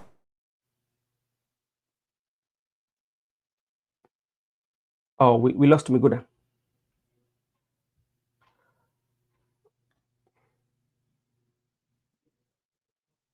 Hear me? Okay. Yeah, I can hear. Makobura, can you hold brief for me? Okay, I think I can be heard. Makobura, can I be heard? Yes, proceed. Okay, I was saying that the issue of justice, I don't think it's bringing a closure, because if the victims, for instance, the 2007, 2008 constitutional violence, the suspects were acquitted, but up to now, the victims have not been compensated. And they have said atrocities were committed. Not that they were not committed. Atrocities were committed. We have overwhelming evidence that people were forcefully transferred from one place to the other. People were forcefully circumcised. People were tortured in a church. There was a systematic killing of the people that amount to the crimes against humanity.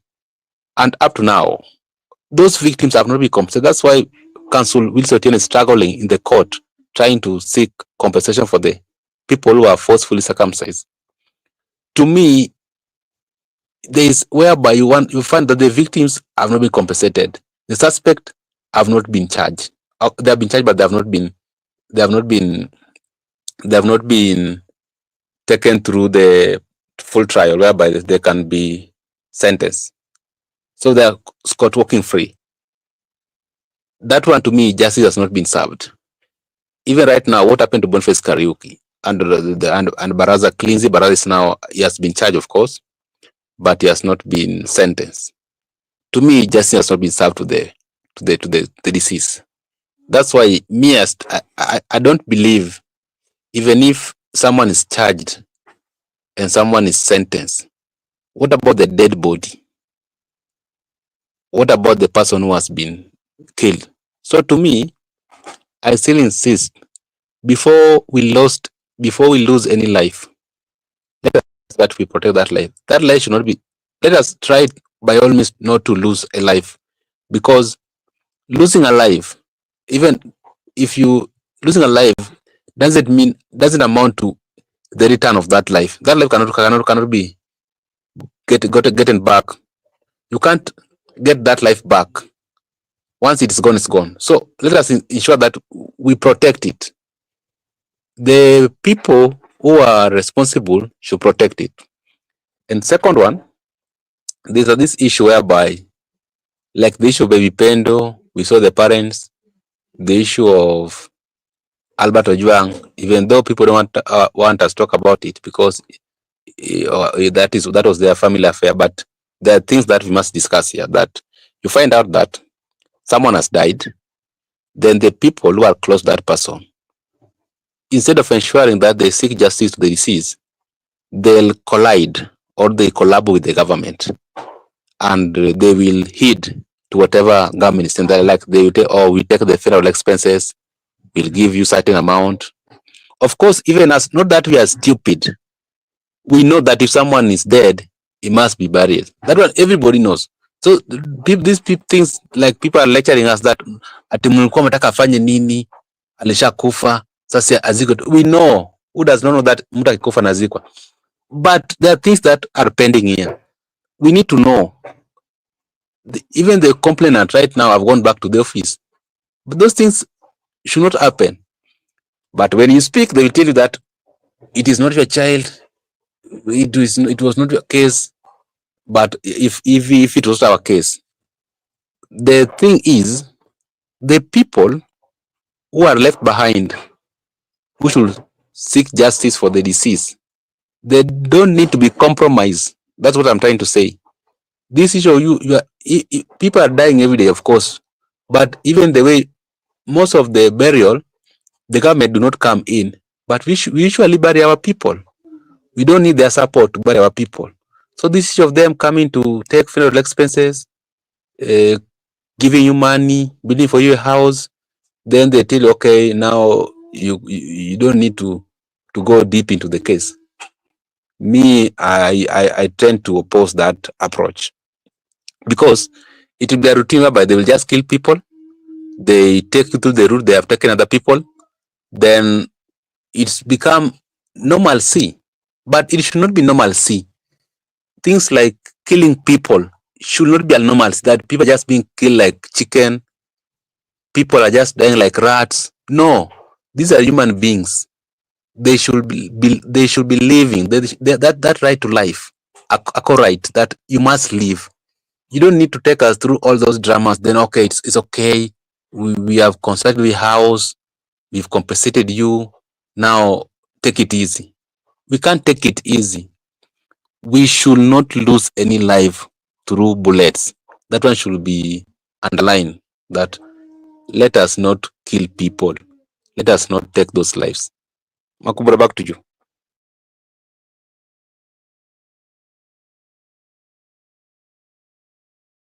Okay, thank you so much, Miguda. And to our viewers, this is Brother Benson Media, and here you say that your opinion counts. If you're watching us for the first time, kindly just like and subscribe to the channel. If you do so, it is a way of us, supporting us, and sisi hapa tutasema ni asante. To my panelists, there's something else that was also trending that I wanted you guys to give your comments on.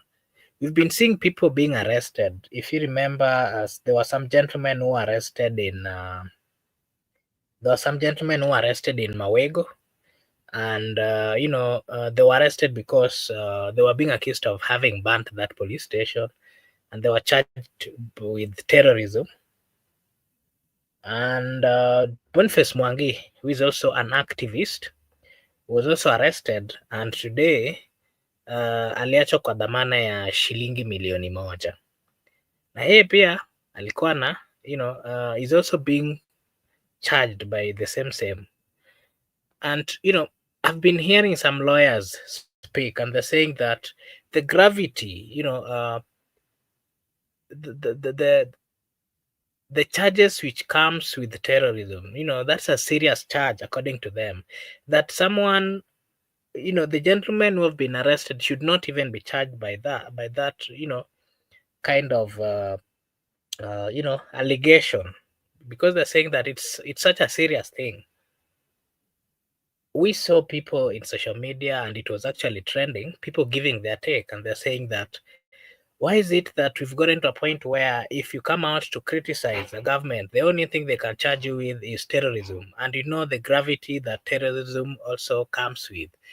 My question to you, Mr. Barak, is what is your take on this? Do you really think it is justifiable way of dealing with people, especially have those that are having different opinion?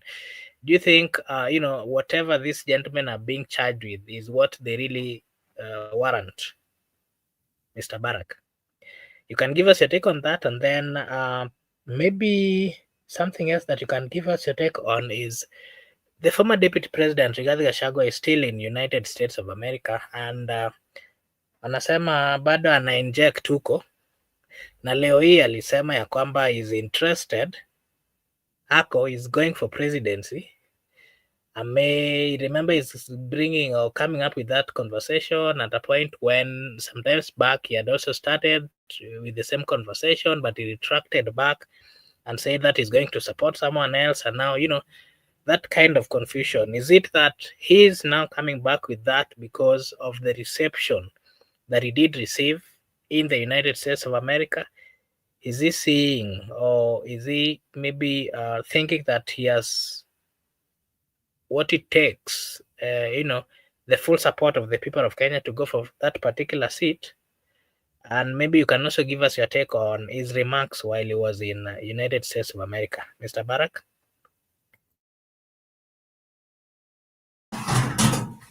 Well, thank you, Mark. Well, the issue of charging people with, when you take a suspect to court, it is upon the prosecutor to prove that they've committed the crimes that they are alleging. The responsibility of the burden of proof lies on the one who is alleging.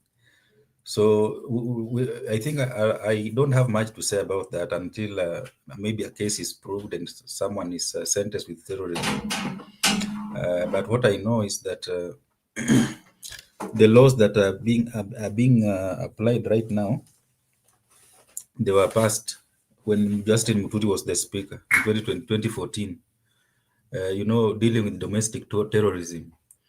And if you can just go on YouTube and watch how those laws were passed and how the parliament was in chaos, National Assembly, you'll realize that some lessons we as a people, we must learn the hard way.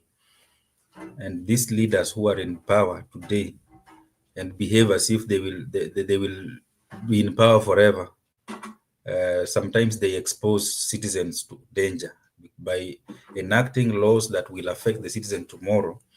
Those who are in power sometimes abuse their positions, thinking that they will hold those positions for life.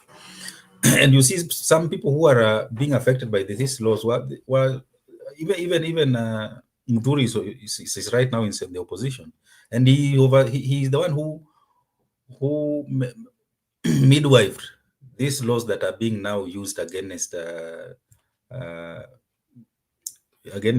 people who are maybe committed crimes that the government is considering terrorism.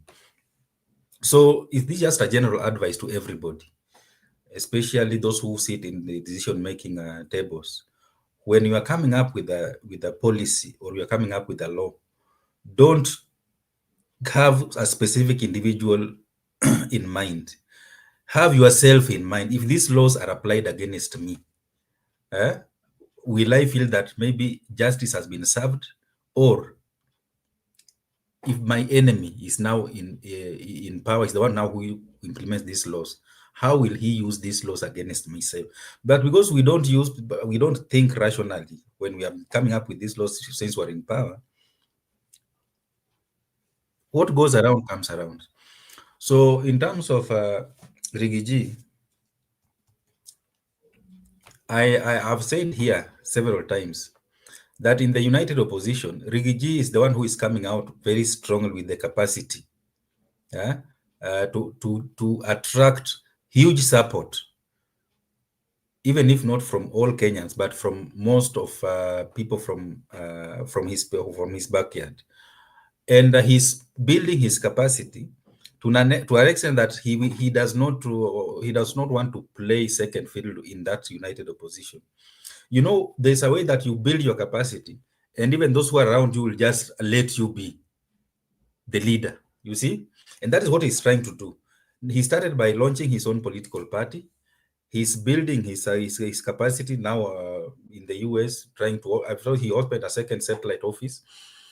And he's mobilizing funds. You know, in Kenyan politics, money plays a very big role in ensuring that you get what you want or you get your way politically. And since Rigiji understands this, that's what he's trying to do.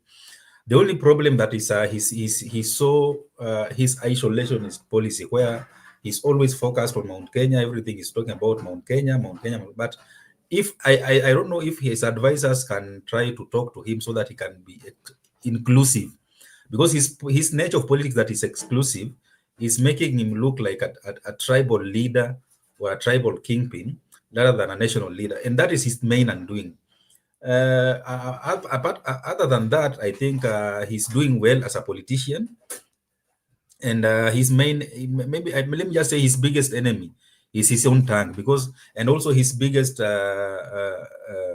asset is his own tongue, because he uses his tongue to mobilize. He uses his tongue to inject pain of his opponent, but he also uses his tongue to scare away people who are rational and people who are looking for serious leaders who can solve problems, because he's coming out to be part of the same problem that he's trying to fight against. So I think as a politician, he's doing well by building his own capacity and making himself to lack an opponent within the united opposition, because it will reach a point where you will not compare him with Kalonzo, you will not compare him with those other jokers who are in that united opposition. So once he does that, I believe he's going to be a force to reckon with, even if he's not going to vie in the next coming election. He will be a very influential figure in the Kenyan politics because of how he will going to have a huge capacity. And you know, in Kenya, once you have a capacity, people will always be looking for you so that you can make deals here and there. That's what Raila did, and that's why Raila has been sought after for many years. So that is why I think he's doing very well as a politician, in my opinion. Because as if you are a leader and you've realized that there's a gap, you must exploit that gap to increase your capacity, so that when people are building coalitions, when people are talking about the next election, you will always be in their mind because of the capacity that you have. And in the coming election, I should know that his party is going to have good members of parliament, a good number of members of parliament and members of county assembly, and even governors and senators, so that will also will increase his bargaining power, either within the united opposition or with the government that is going to come. So he's just playing politics the Kenyan way, and it's working in his favor so far. That's my take. Okay, thank you so much. Miguda, what do you have to say about the terrorism charges? And if you remember, the gentlemen who were arrested in Homa Bay, they were brought forth, and the court said that the accusations were not justifiable. The state did not really have enough evidence to prove that whatever they were being accused of was really true. You can give us your take on that, and also the view of the people of Kenya. They're saying that it is not the right way. They don't think it is the right way, because charging someone with terrorism, what does it come with? How does it affect the image of an individual, and how does it then affect once you are charged with terrorism, are you even able to travel outside? And what kind of reception will you be getting to other countries? Migoda, you can also give us your take as well on Rigathi Gachagua's comments in United States of America on his quest for presidential bid. The first question, I just want to wash my hands the way Barack has just washed his hands. The burden of proof in criminal cases shift directly to prosecutor, because the prosecutor is the one who is having the case with him or her. Therefore, you as a suspect, just relax. I a good lawyer, and the prosecutor must prove whether the charges are amount to terrorist or not. So don't worry. If you can have a lawyer an advocate who can represent you, or as well you can represent yourself. You can represent yourself, because you are also at liberty to represent yourself and allow the prosecutor to argue the case the way the prosecutor can do best. But I don't think it's amounting to terrorist. It's something that even if you are arrested and charged with terrorist, it is not going to be proven by the prosecutor. Most cases most prosecutors don't argue the cases. If you read those cases, they usually lose those cases because they can't argue them the way they should be argued, because some are politically driven cases whereby they can say, go and arrest Makobura and charge him terrorism. But if you haven't been a terrorist since you are born, and even you haven't plotted to be a terrorist, and there is no day you have dreamed becoming a terrorist. So if you go to court, you'll be acquitted. That will be the good news. But the issue of traveling or not traveling, that one, these cases must be concluded conclusively. But when this case still going in court, you have no authority to deny the suspect right. That's why the suspect has a right to bail. The suspect, even the suspect has a right not to be detained. You can still do your cases outside the custody of the police. So there are so many rights you have as an arrested person. You have that right to move across, provided you're not going to interfere with the witnesses in case of the criminal cases. So I think the rights are still there; they are inexistent, and that's why we have an impeached deputy president moving across the continent and actually threatening to contest because the case is not concluded, and you can find himself in the ballot come 2027. So cases must be concluded for you to conclude that the suspect has been barred from traveling. As per now, they can travel, they can move across the country. There's no one is bad, unless there is an Interpol who is looking for someone in the country. and the Interpol want to arrest somebody, but if there's nothing like the Interpol, I think they can travel. The issue of refugee, to my view, let us give him credit where it's due, because remember he's an impeached deputy president. He was impeached by parliament, and he has made a step politically. He has a political party, that is the DCP. Actually, he's the leader of that party, and he has also influenced some members of the UDA to bolt out of UDA. People like Methu, people like Thangwa, people like Ketwaruguru. Those people were diehards of UDA. Right now, they are allied to Rigathi Gachagua. So at least he has taken out some people. Those who are elected out of Ruto, and now they are allied to ex-deputy president. He has also made himself subject to the government. People like Ishungu are attacking him. People like Kibet are attacking him. People like even William Ruto himself attacked him in the church when he was in campaign. So I think politically, Rigathi Gachagua is relevant. He is not irrelevant politically, and they do not ignore him politically. And he has moved to the US right now. He is trying to mobilize funds. He's trying to also to engage people and brief people. He's trying to connect the diasporas with the ground. That connection is very important. He's trying to appeal to the people, explain himself. He's trying to argue his case publicly. So politically, I can give him a thumbs up. He has managed to move politically, unlike other people. So I think he's a force to be reckoned in the forthcoming election, and he's a major player in the cabinet. So we cannot ignore him. That's my view. Back to you. Okay, thank you. Maybe Barak, my last question to you, the last question that I would like you to give your comments is the comments of Raila saying that it is the ODM party that decided that they join or they give their experts to the government. He's saying that he was not really into that. And again, when he was asked what he thinks about 2027, he did say that it is still far. And, we are political analysts. Sometimes you can see some signals and give your take.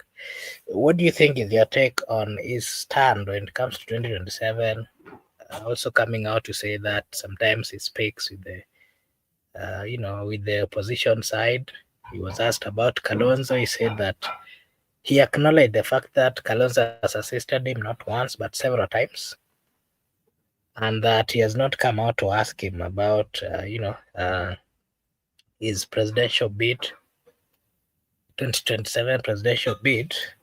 And, something else that he spoke about is whether he was asked if he's going to support Ruto as for president or not. He did not really give his answer on that. So my question to you is, what do you think about his comments, being that you did watch the conversation, and do you really think ODM is gonna support the government? Because so far we are seeing a divided ODM. Part of it saying that they are going to support, stand with the government. Part of it saying that the government has done nothing, and they have no reason to, to bring it. To support it back. And remember, those who are having this kind of conversation are some serious leaders of the ODM. Remember the Secretary General with his camp and the experts also having a different view.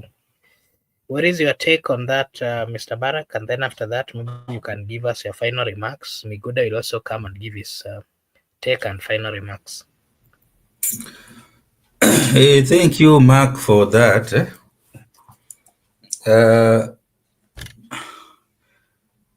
Sometimes listening to these issues of ODM can really strain my mind,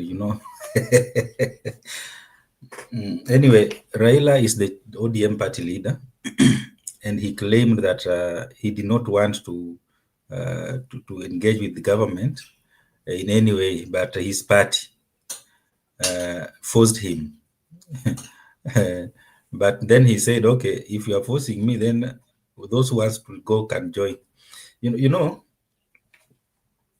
That is, I think Raila is just preparing the ground either to support or to vie as a candidate in 2027.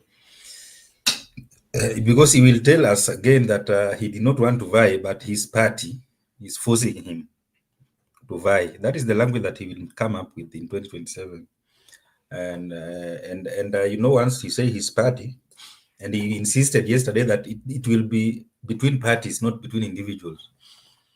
So even in 2022, you remember, after the BBI failed, he started what I don't know what was called Azimio. Azimio this side, Azimio this side. Then Azimio became a political party. Then it became a coalition.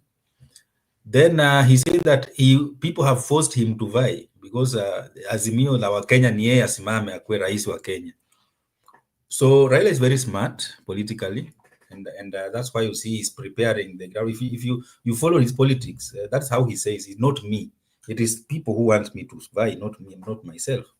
So if people want me to vie, then I will vie. So I think that was a clear statement from him. And but I don't think that will be the best decision since he has vied 5 times, and the most significant one was the last election where he was having the support of the incumbent president who was going home, and he still did not manage to clinch the presidency. So those who are advising to vie, I don't know what magic is they're going to apply this time around that they not applied before. So. But he has a constitutional right to vie. The constitution does not bar him from vying. But in terms of political decision, wise political decision, I don't think it will be the best from him being a seasoned politician. So ODM donated their experts, that's what they say, in 2024 to go and help rescue the sinking ship from sinking. I don't know if you saw the clip yesterday of a ship that caught fire in Indonesia. You saw people running away from the ship so that but here we send our expert to the ship so that they can put off that fire and so that the ship does not sink. But ODM is divided into 2 factions. The one that is youthful, very radical and aggressive.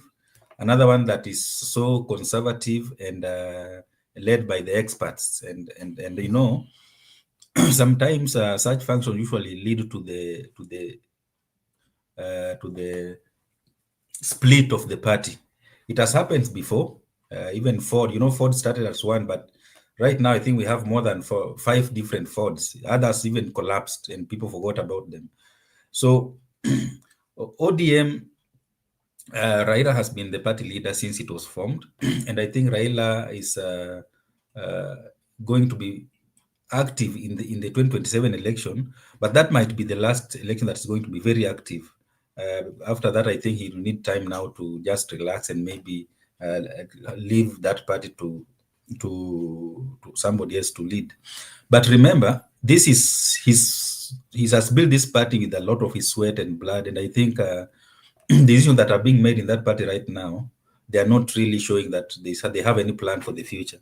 It's only for this election, and that's all. So they need to come up with a plan for the future. That is if they want to sustain that party beyond post-Raila.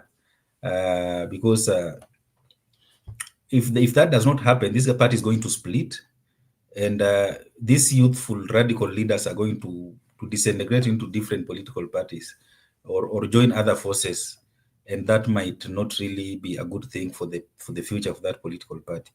Any democracy, political parties are key institutions in ensuring that democracies are vibrant, because democracies are built around very strong political parties. And that is what has been a problem in this country for many years, because we do not have strong political parties. ODM being one of the strong political parties that we have in Kenya, having survived for 20 years, I think it is proper for us as a country, if we value democracy, we must ensure that we have strong political parties with strong ideologies and a political party discipline, because that is what is lacking in this country. So I hope that the parties that are being formed, they are not just special purpose vehicles. You remember when Jubilee was formed, and even the former president went to South Africa to benchmark on when AUs was celebrating their 100 years since they were formed. And remember, they also went to benchmark in China, and even UDA. You remember Malala leading a delegation of UDA officials to benchmark in China for about a month. And they had interaction with China, Communist Party of China. You know, we really benchmark, but in terms of implementation, it's a problem, because when you go to these countries, these parties have ideologies. There's something that distinguishes them from others. Yeah. And you know, in Kenya, that is what is lacking. So ODM has tried to survive the storm for 20 years. And even you look, if Kenya has been surviving, even if it's been reduced to a Bukusu party, but it has been there for some time. Yeah? Unlike these other parties, like UDA was very vibrant in 2022, right now is in the ICU. By the way, maybe in 2027 we might not even have a UDA, because the president might vie in a different party, and those who are in UDA will, from his people, from his community, will follow him there. Those who are in UDA from Central have already joined DCP. So you find that we don't have political parties really, and that's what is also affecting our. Barak, do you think he can come with a different party?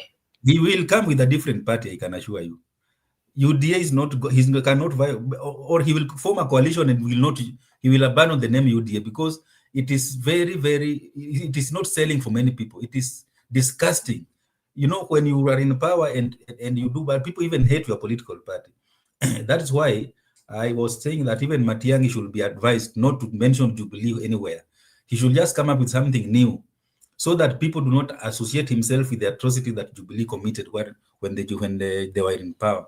That is how Kenyans have a problem of memory. They have this disease called memory loss. The way Miguna was saying it, they will not remember if you change the name. But if you come up with the same name, right now you start coming up with KANU. People will remember what KANU did from 1963 up to 2002. But even if you're a KANU member, they will not remember to ask you a question. That's why Uhuru resigned as a chairman of KANU in 2011, and he came up with 2012, and he came up with TNA, and people did ask any question about KANU again, and he won using a different party, and he forgot about TNA, and he came up with Jubilee in 2017, and people elected him. Ruto ran away from Jubilee and came up with the UDA, and people did asking about anything about Jubilee, even though he was the deputy president for 10 years, 5 years under Jubilee party. So if you come up with this old name, people associate problems with those parties.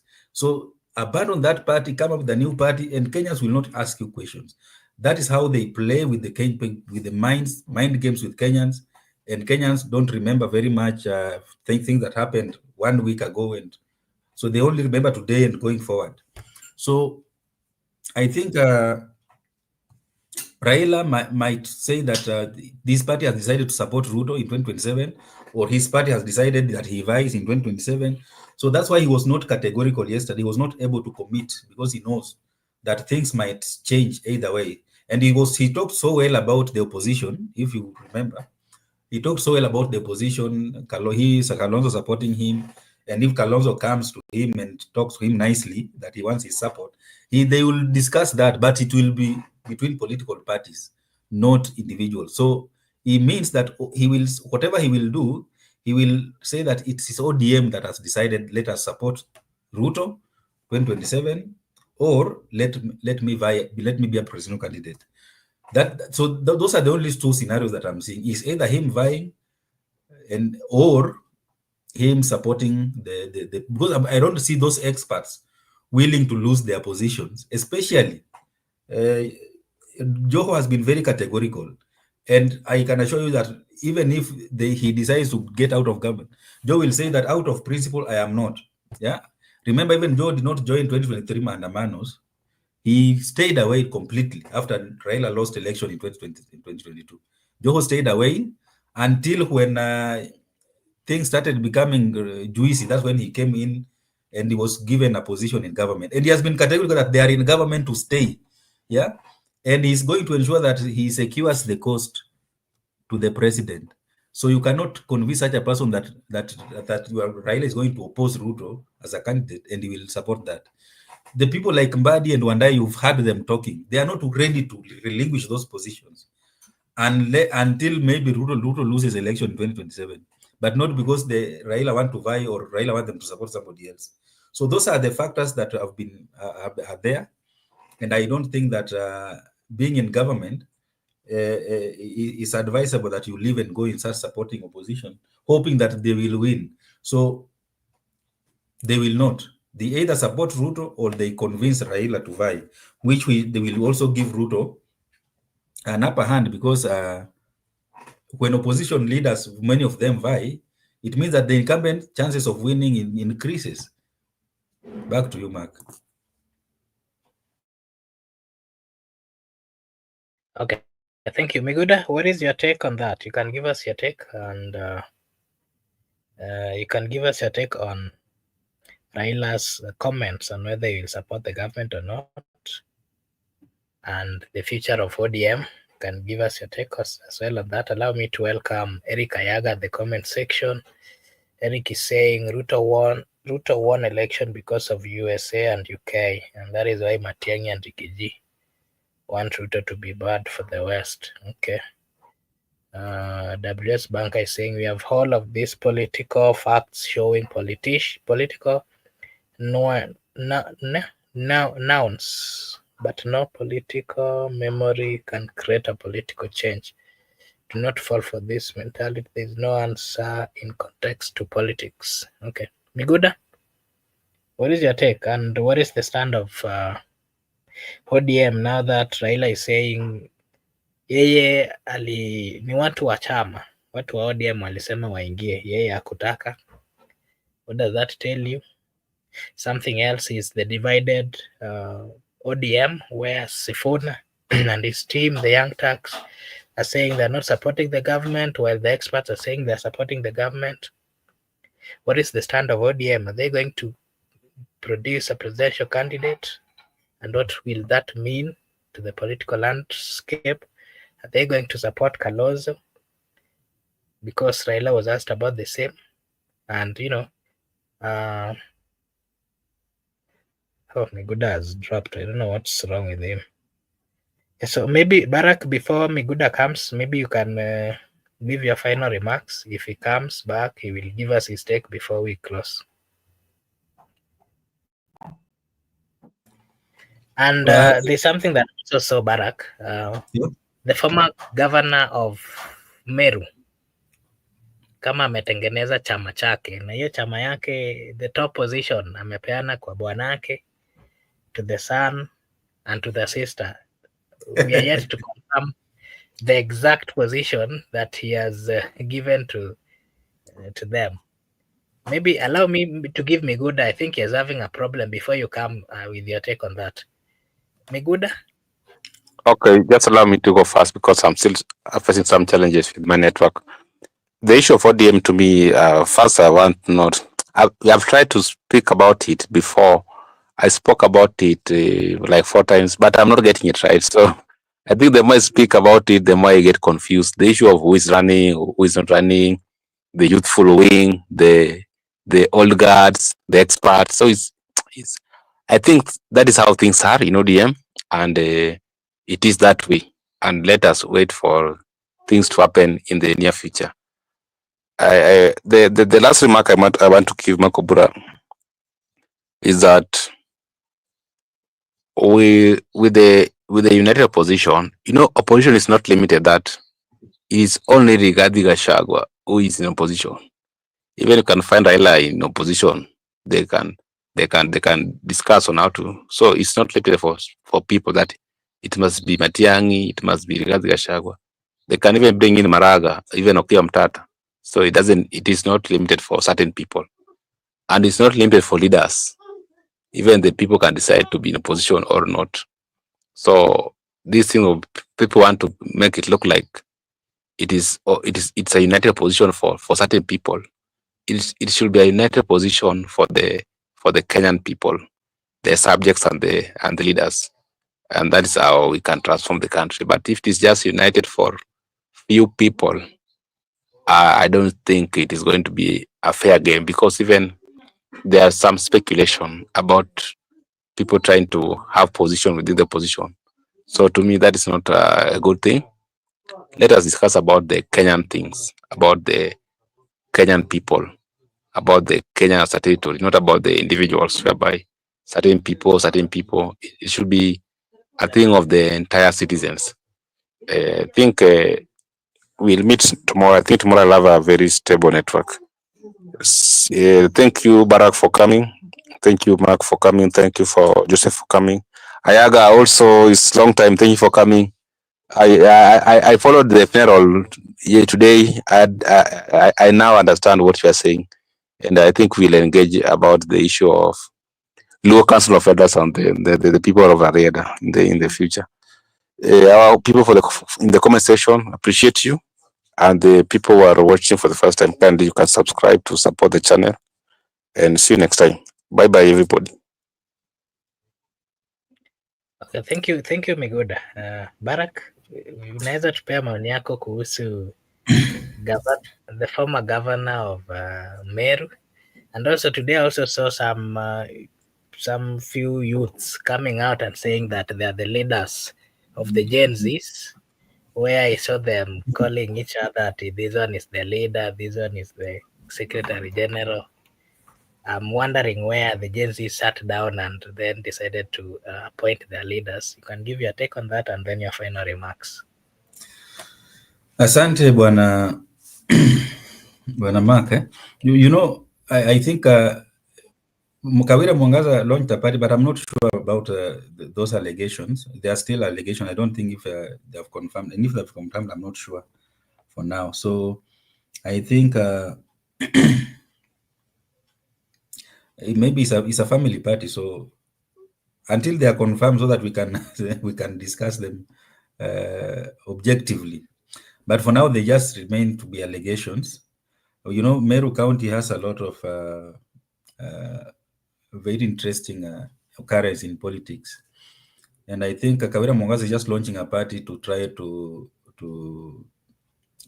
stir the waters in Meru politics come 2027, because you know the person who is the governor was her deputy, and I'm not sure if he's very strong politically. And you know, Meru, we have very strong personalities in terms of politics. So he's also just joining the race to see if he will try to stir the waters come 2027. You will say that there are people who are emerging as leaders of Gen Z. I think those are just busybodies, because you know, leadership is organic. Even if you declare yourself a leader and you are leading nobody, I don't think if that will really make any sense at all. So I think leadership is organic, and Gen Z is just an age group. People who are born from 1997 to 2012 to around 2011 to 2012 there. So I think even people have tried to register political parties using the name, but leadership is organic. You've tried. You saw in 2024 after the June 25th, many people tried to claim that they are leaders here and there, but nothing has materialized. So to me, I think leadership is organic, and people will emerge. Leaders emerge from the crowd, and they take leadership position, and people just follow them organically, without declaration, without being anointed or being cooked in a pot for you to get ripe for leadership. So when time comes, I think those youthful leaders will just automatically emerge as Gen Z leaders. And remember, even Mr. former Justice Emeritus, Chief Justice Emeritus, he has a soft spot for many young people because of how he has been handling himself. and his demeanor and his track record. So he's a role model to many young people, and that is why I think that's what is also pushing him to try to throw in his heart in the ring come 2027. So sometimes you find that even you can be old, but because of how you conduct yourself, because of how you relate with people, you might even win the hearts of the young people, and you become their role model. And so it's not so much about age, it's about the personality, the character, the conduct, and the demeanor of an individual. That's how you attract people to your side. And I think that is why you see Maraga is doing very well among the young people and winning the other support. So thank you so much, Mark. I think that's my take. I appreciate all the viewers who have kept us engaged in the comment section. And also thank Brother Ben and Joseph and Miguda. Until next time, have a nice time wherever you are. Bye-bye.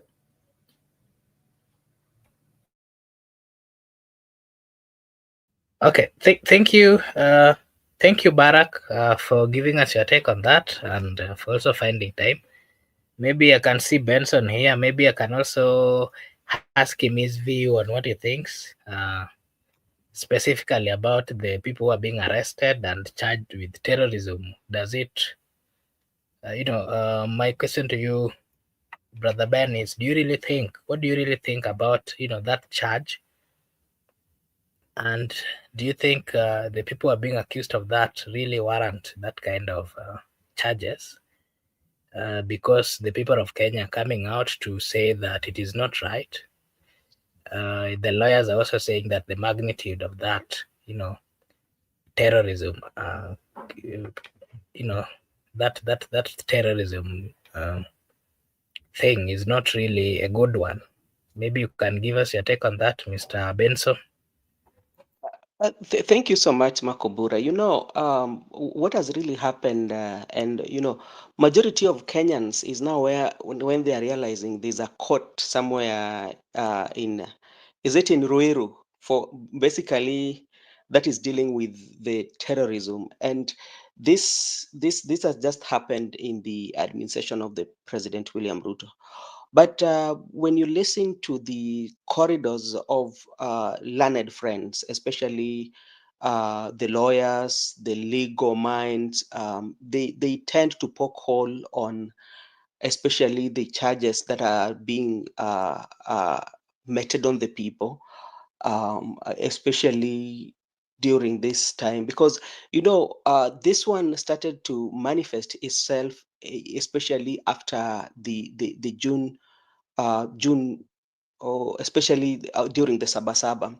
And the political analysts are saying that this is a way in which the government in place is trying to instill fear in people, because remember what happened when you look at how the Bandamano has been. When you start with June 2024, it was so smoothly until it was infiltrated.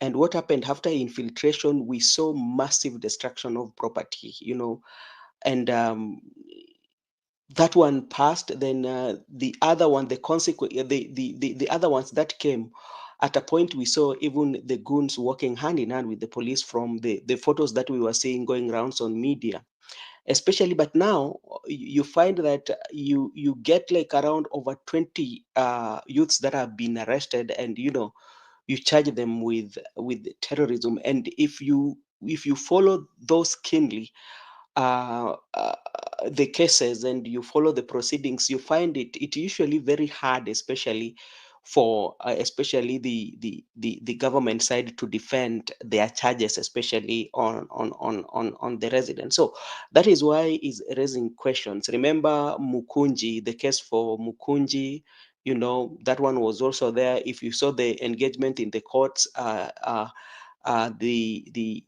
arresting police officer who was in charge actually found it very hard to charge them, to to explain his arrest and charges that he laid, and even all the documentation. There's also the young boys who were arrested in Homa Bay. When they were in Homa Bay, actually they were released because there was no evidence evidence to pin them down. Then immediately they were rearrested. Remember also the young ladies, the DCP youth leaders. So when you look at how the politicians or the political analysts they're taking that angle and saying that, okay, this is not right, and they're saying this is kind of like the president is trying to still fear, so that if you go on the street, next time when you are arrested, you'll be charged with the terrorism, and the people who actually that were seen working with those rungus, none of them, they say that are in court. So people, to me, I would tend to think, okay, maybe I could go with what the legal minds are saying and the political analyst, because like even if you listen to a former CJ, he has also talked about it today. Politicians, people have talked about it. So it is a political manifestation that has happened, that I think maybe it is fear, or at some point they might have maybe valid reasons. But when they have valid reasons, those ones will be discussed at the court. So we are looking at the courts. What will the court say? So that is also something that we will be looking at. It is I think like is more of political than the real issue, because like like if you look very well, Kenyans love their country. That is something, let me tell you. Kenyans love their country so much, such that I don't think any Kenyan would come and do something that is going to destabilize the peace of this country. Maybe what is lacking is understanding. Yeah, the political, there's misunderstanding between the police and the people. There's a misunderstanding between the people and the government. They start, even the people themselves within the political class. I think like if they can reach a situation whereby people understand what is it that the country is going through. There are so many things that is ailing the country right now. To talk about cost of living, those are things that people are talking about. Talking about educational sector, is it working? Talk about the health, is it working? Talk about each and every sector. Where is our weakest point? So if we could address those issues, the things that we are seeing are happening, I don't think they can happen. Okay, thank you. Maybe your take on Raila's comments when he was asked whether he's going to support the president or not. He's saying that time is not yet there. We are not yet there. And he said that he's speaking to all the political leaders. He's speaking to the opposition. He's speaking to the former president. He's speaking to the likes of Kalonzo, to the president's side as well. And he's like in a neutral place, that is according to his words. And when he was also asked about them getting into government, he said that he did not really want to get into government, but what happened is that the ODM team are the ones that decided that they get into the government. As a political analyst, Mr. Benson, what is your comment on that? At a point again when ODM is, seems to be disintegrating. There's a part that is led by the Young Turks, the Sifuna side, and there's also a side that is led by the people in government, the experts. What is your take on that?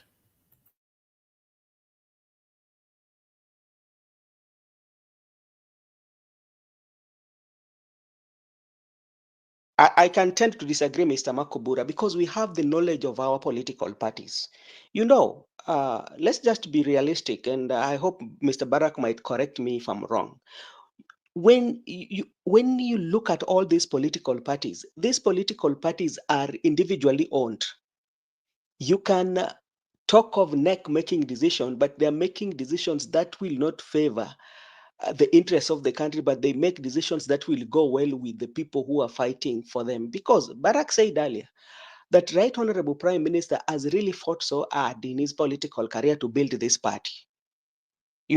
To build this party. He's been fighting for this party for so long. That's why you find that the decision that the party are making, they cannot make decision that does not favor Raila Odinga. The decision that the UDA is making, they don't make decision that will favor that will not favor President William Ruto. The decision that the Wiper Party is making, they make decisions that will not favor Wiper. They have to make decisions that are in line with the thoughts of their owners. So when I see UDA political party, I'm seeing the President William Ruto, because see, if you look at before 2022 general election, when President William Ruto was frustrated by then in the Jubilee, he single-handedly took UDA, and the branding of the UDA took President William Ruto, I think, costed him a lot of money. And the UDA, President William Ruto, he makes those decisions. You don't talk about the neck. If it could be that the people of the office of the UDA are the people who are judging that party, the closest that you find that when somebody wants to run for a political party, the owner of the party will be a direct presidential candidate. Even if they are going to be elected by delegates, you find that they usually get the higher chances to run. So to me, I don't think that what the Right Honorable Prime Minister was saying, that I did not want to join the broad-based government, and I was informed by the ODM. If it was formed by the ODM, we saw there was a cold feet even within ODM. And you can listen to how some of the members of ODM, especially the experts, on how they talk when they go to those political rally. If you listen to them, they talk about how the BBI did not benefit them, especially they're talking of a particular community, if things to go by. And even yesterday, you listened to Mbadi talking about on how the votes, on how they're going to make sure that they give IDs to the people, and make sure that they will bring them by the car to those. So when you look at it that way, it is not true. Yeah. If it is that people like Babu Owino have rebelled against such like decisions, so it is not true. So all the decisions that the political parties are making, they are making it on to benefit the people who have struggles to build that political parties. Yeah, that is one thing that you have to know. So I do not think that the ODM forced him. Actually, he might have made a decision, because when you look at it, what do you stand for? That is something that really counts. Because Bakubura, kama kuna jambo ambalo unasimamia, watu wanajua kwamba huyu huwa hichi ndio msimamo wake.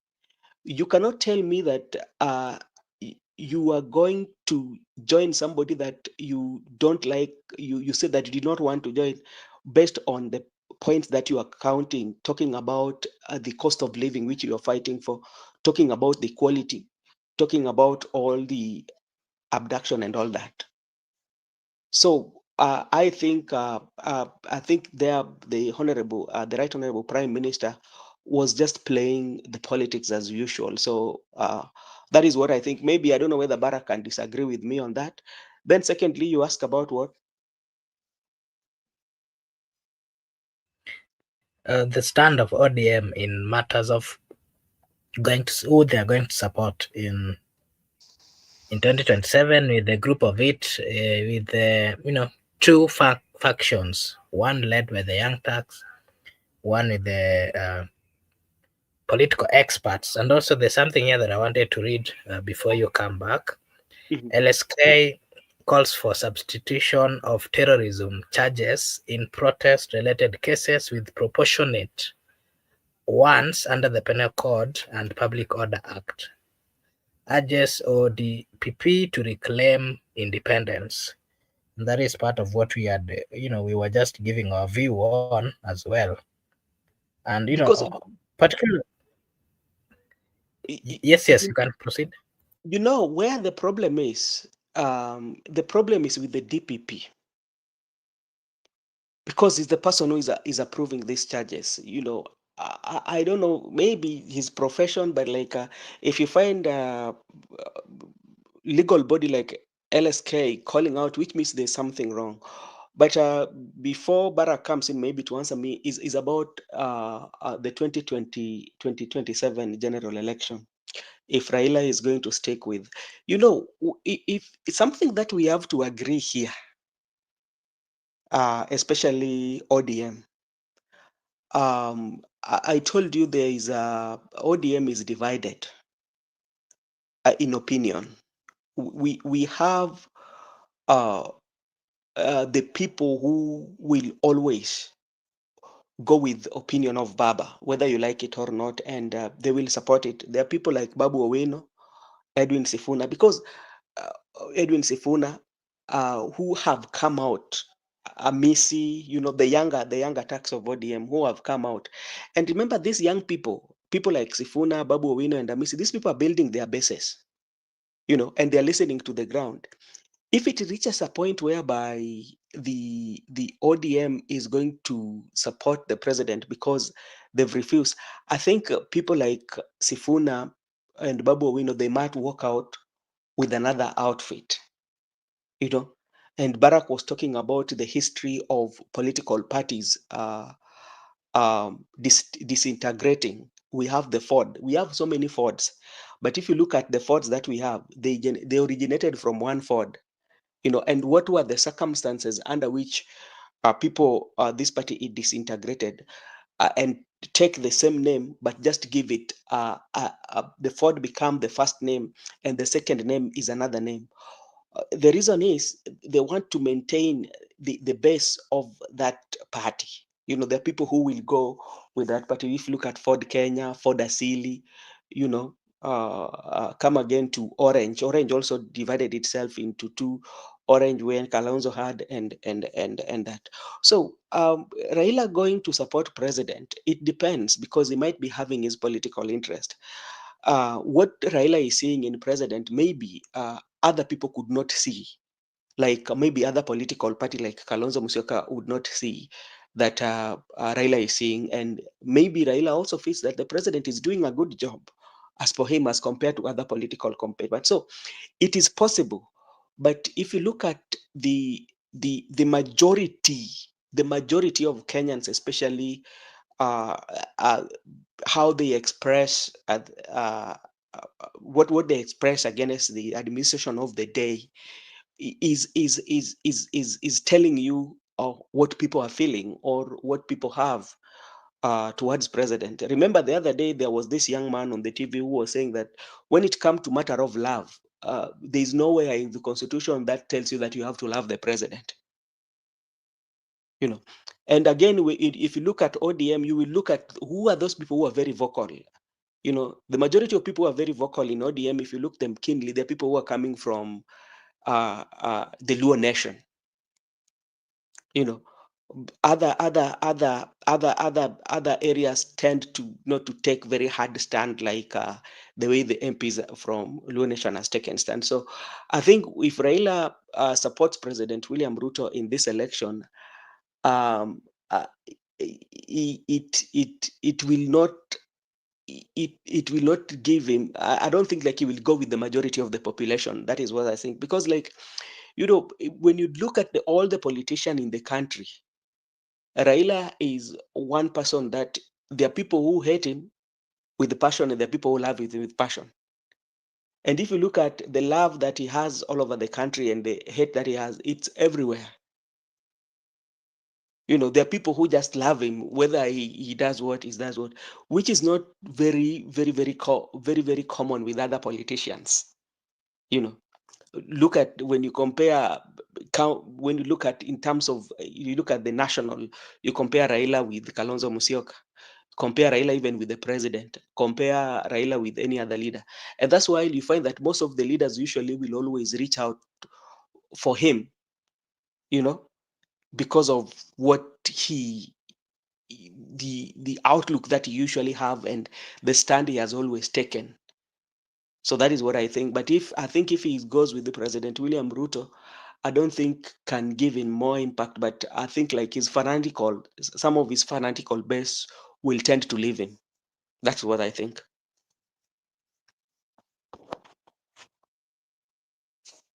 Okay, thank you. I don't know if Barak, you have anything to add on that. I know you had finished before we give Benson to give his final remarks. Thank you. I did not leave you. I was very interested to hear what Benson will say about the issue of terrorism. You know, I had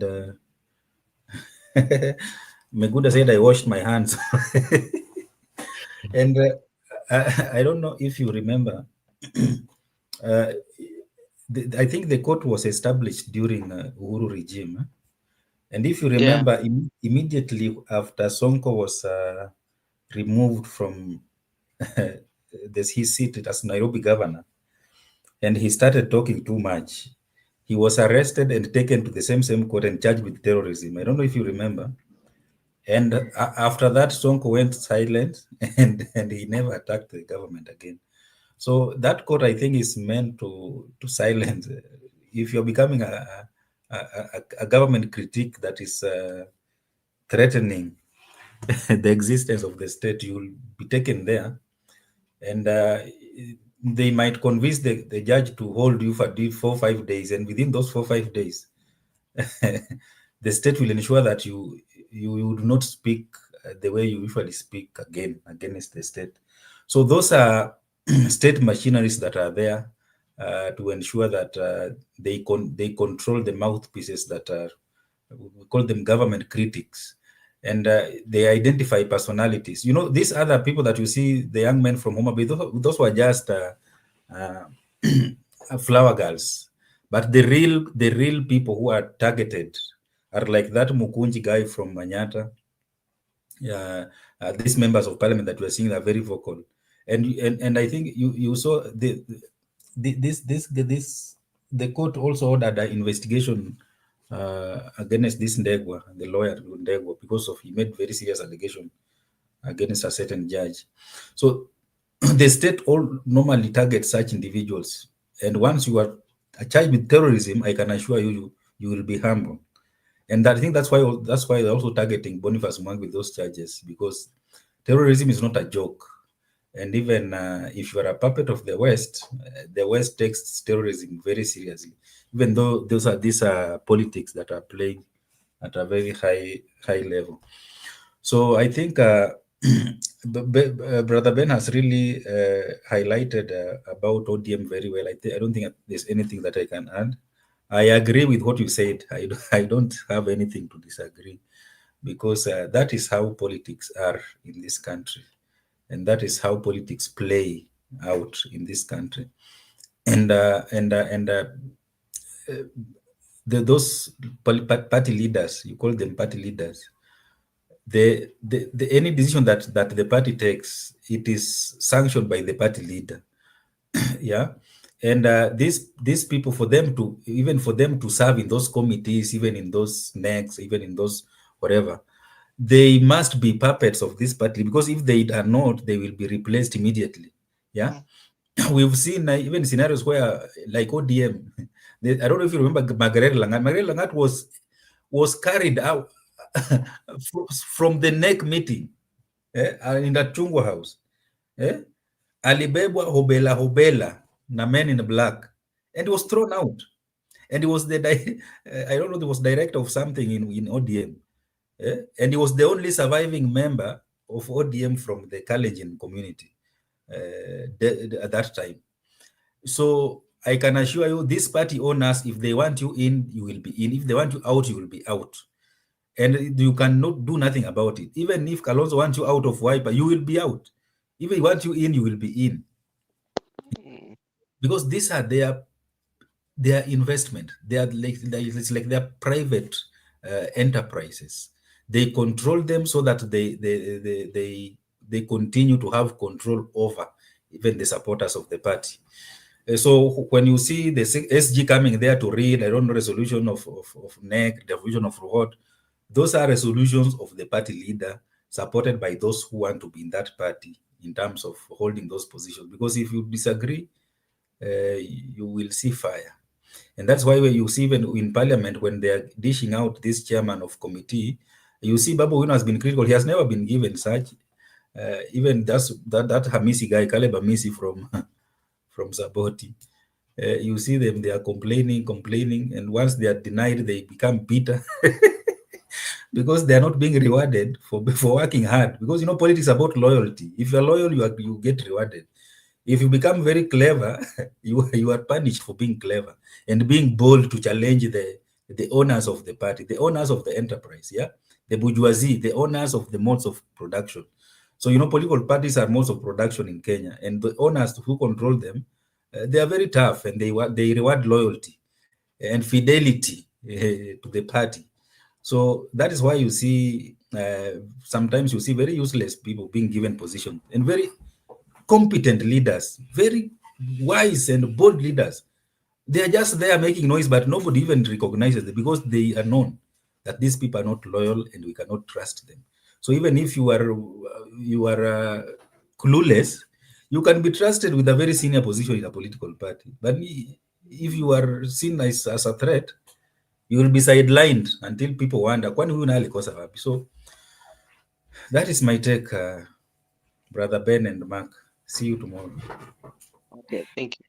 And Makobu, I know Barack is living and talking about, like, I don't know whether in the history of our nation, ever since we came up with political multipartyism, tell me a day that you've seen election has been held, especially for the very, very executive party organs like secretary generals of any political party, that you see that today we've gone for an election and the delegates have elected the secretary general.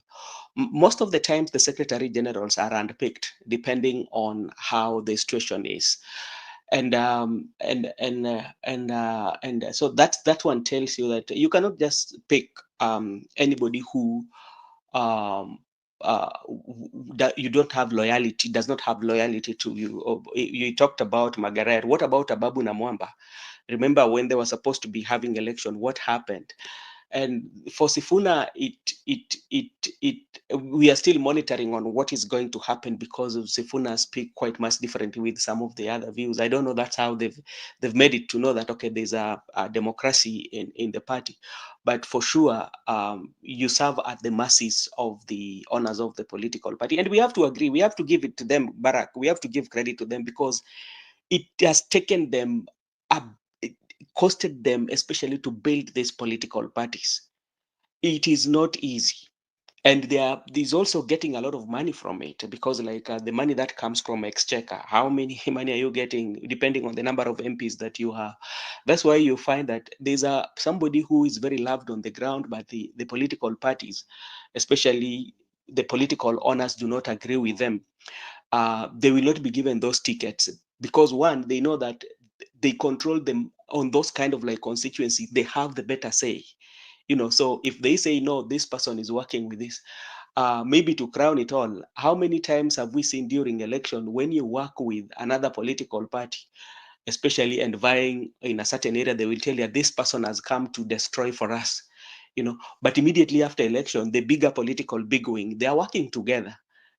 But remember, when you are vying with this political party, you are a person who was destroying, or this person has come to spy us. The community will not like you.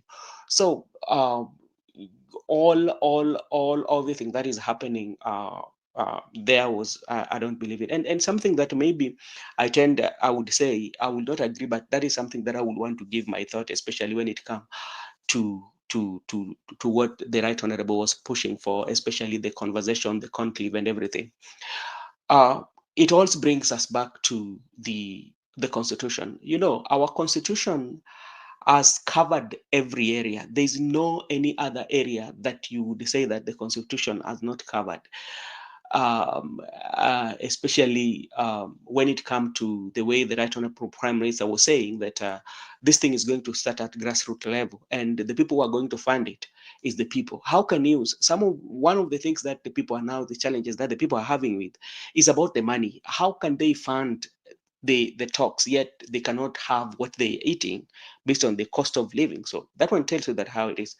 then to the national level and all that, then you bring the MPs in.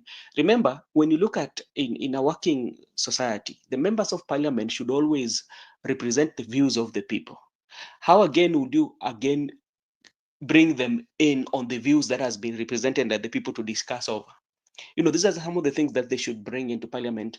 So I think one of the things that we should work on as a country, we should work on our leadership.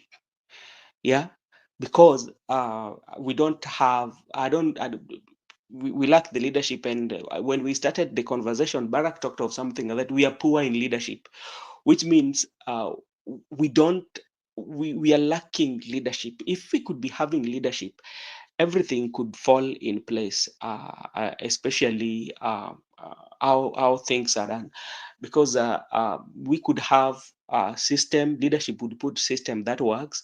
We would have leadership whereby decision or the ideas that are being shared are being followed. Sometimes I listen to president talk on the point of, I'm just talking a point of professional, because of all of us are working in organization, and we've seen on how, because president say that I'm the only person creating job. When you start to use the word I, especially I usually is not a very good term, because it means you're the person creating. I will do this, I will do this, I will do this, I will do this. So it means that you are everything. You are the president, you are the minister, you are the advisor. Sometimes you can talk about us, what we are planning to do as the government, or what we are. When you bring the word we, it means it is a collective responsibility whereby everybody is bringing in their professionalism, and people discuss about those professionalism, and the collective decision making will always carry the day, rather than a monolithic decision. When you talk about I think maybe if president would address the nation, he will talk about we in government. This is what we are trying to do. Or when you say I, so that is something that I usually feel like, is not, it shows that president is making the decision, is the person who knows everything. Other people that are working with him usually does not contribute too much to him. So that is what I would say. And thank everyone for taking your time to be with us. We thank you so much. And we'll be meeting tomorrow. Okay, thank you so much. Allow me to also take this opportunity to say a big thank you to everyone who joined us today. We really appreciate. If you joined us for the first time, kindly just like and subscribe to the channel. If you do so, it is a way of supporting us. Na sisi hapa tutasema ni asante. Let me take now this opportunity to wish you all a blessed night, blessed morning, a blessed afternoon, a blessed evening from wherever you're watching us from. Thank you so much, and may God bless you. See you again tomorrow.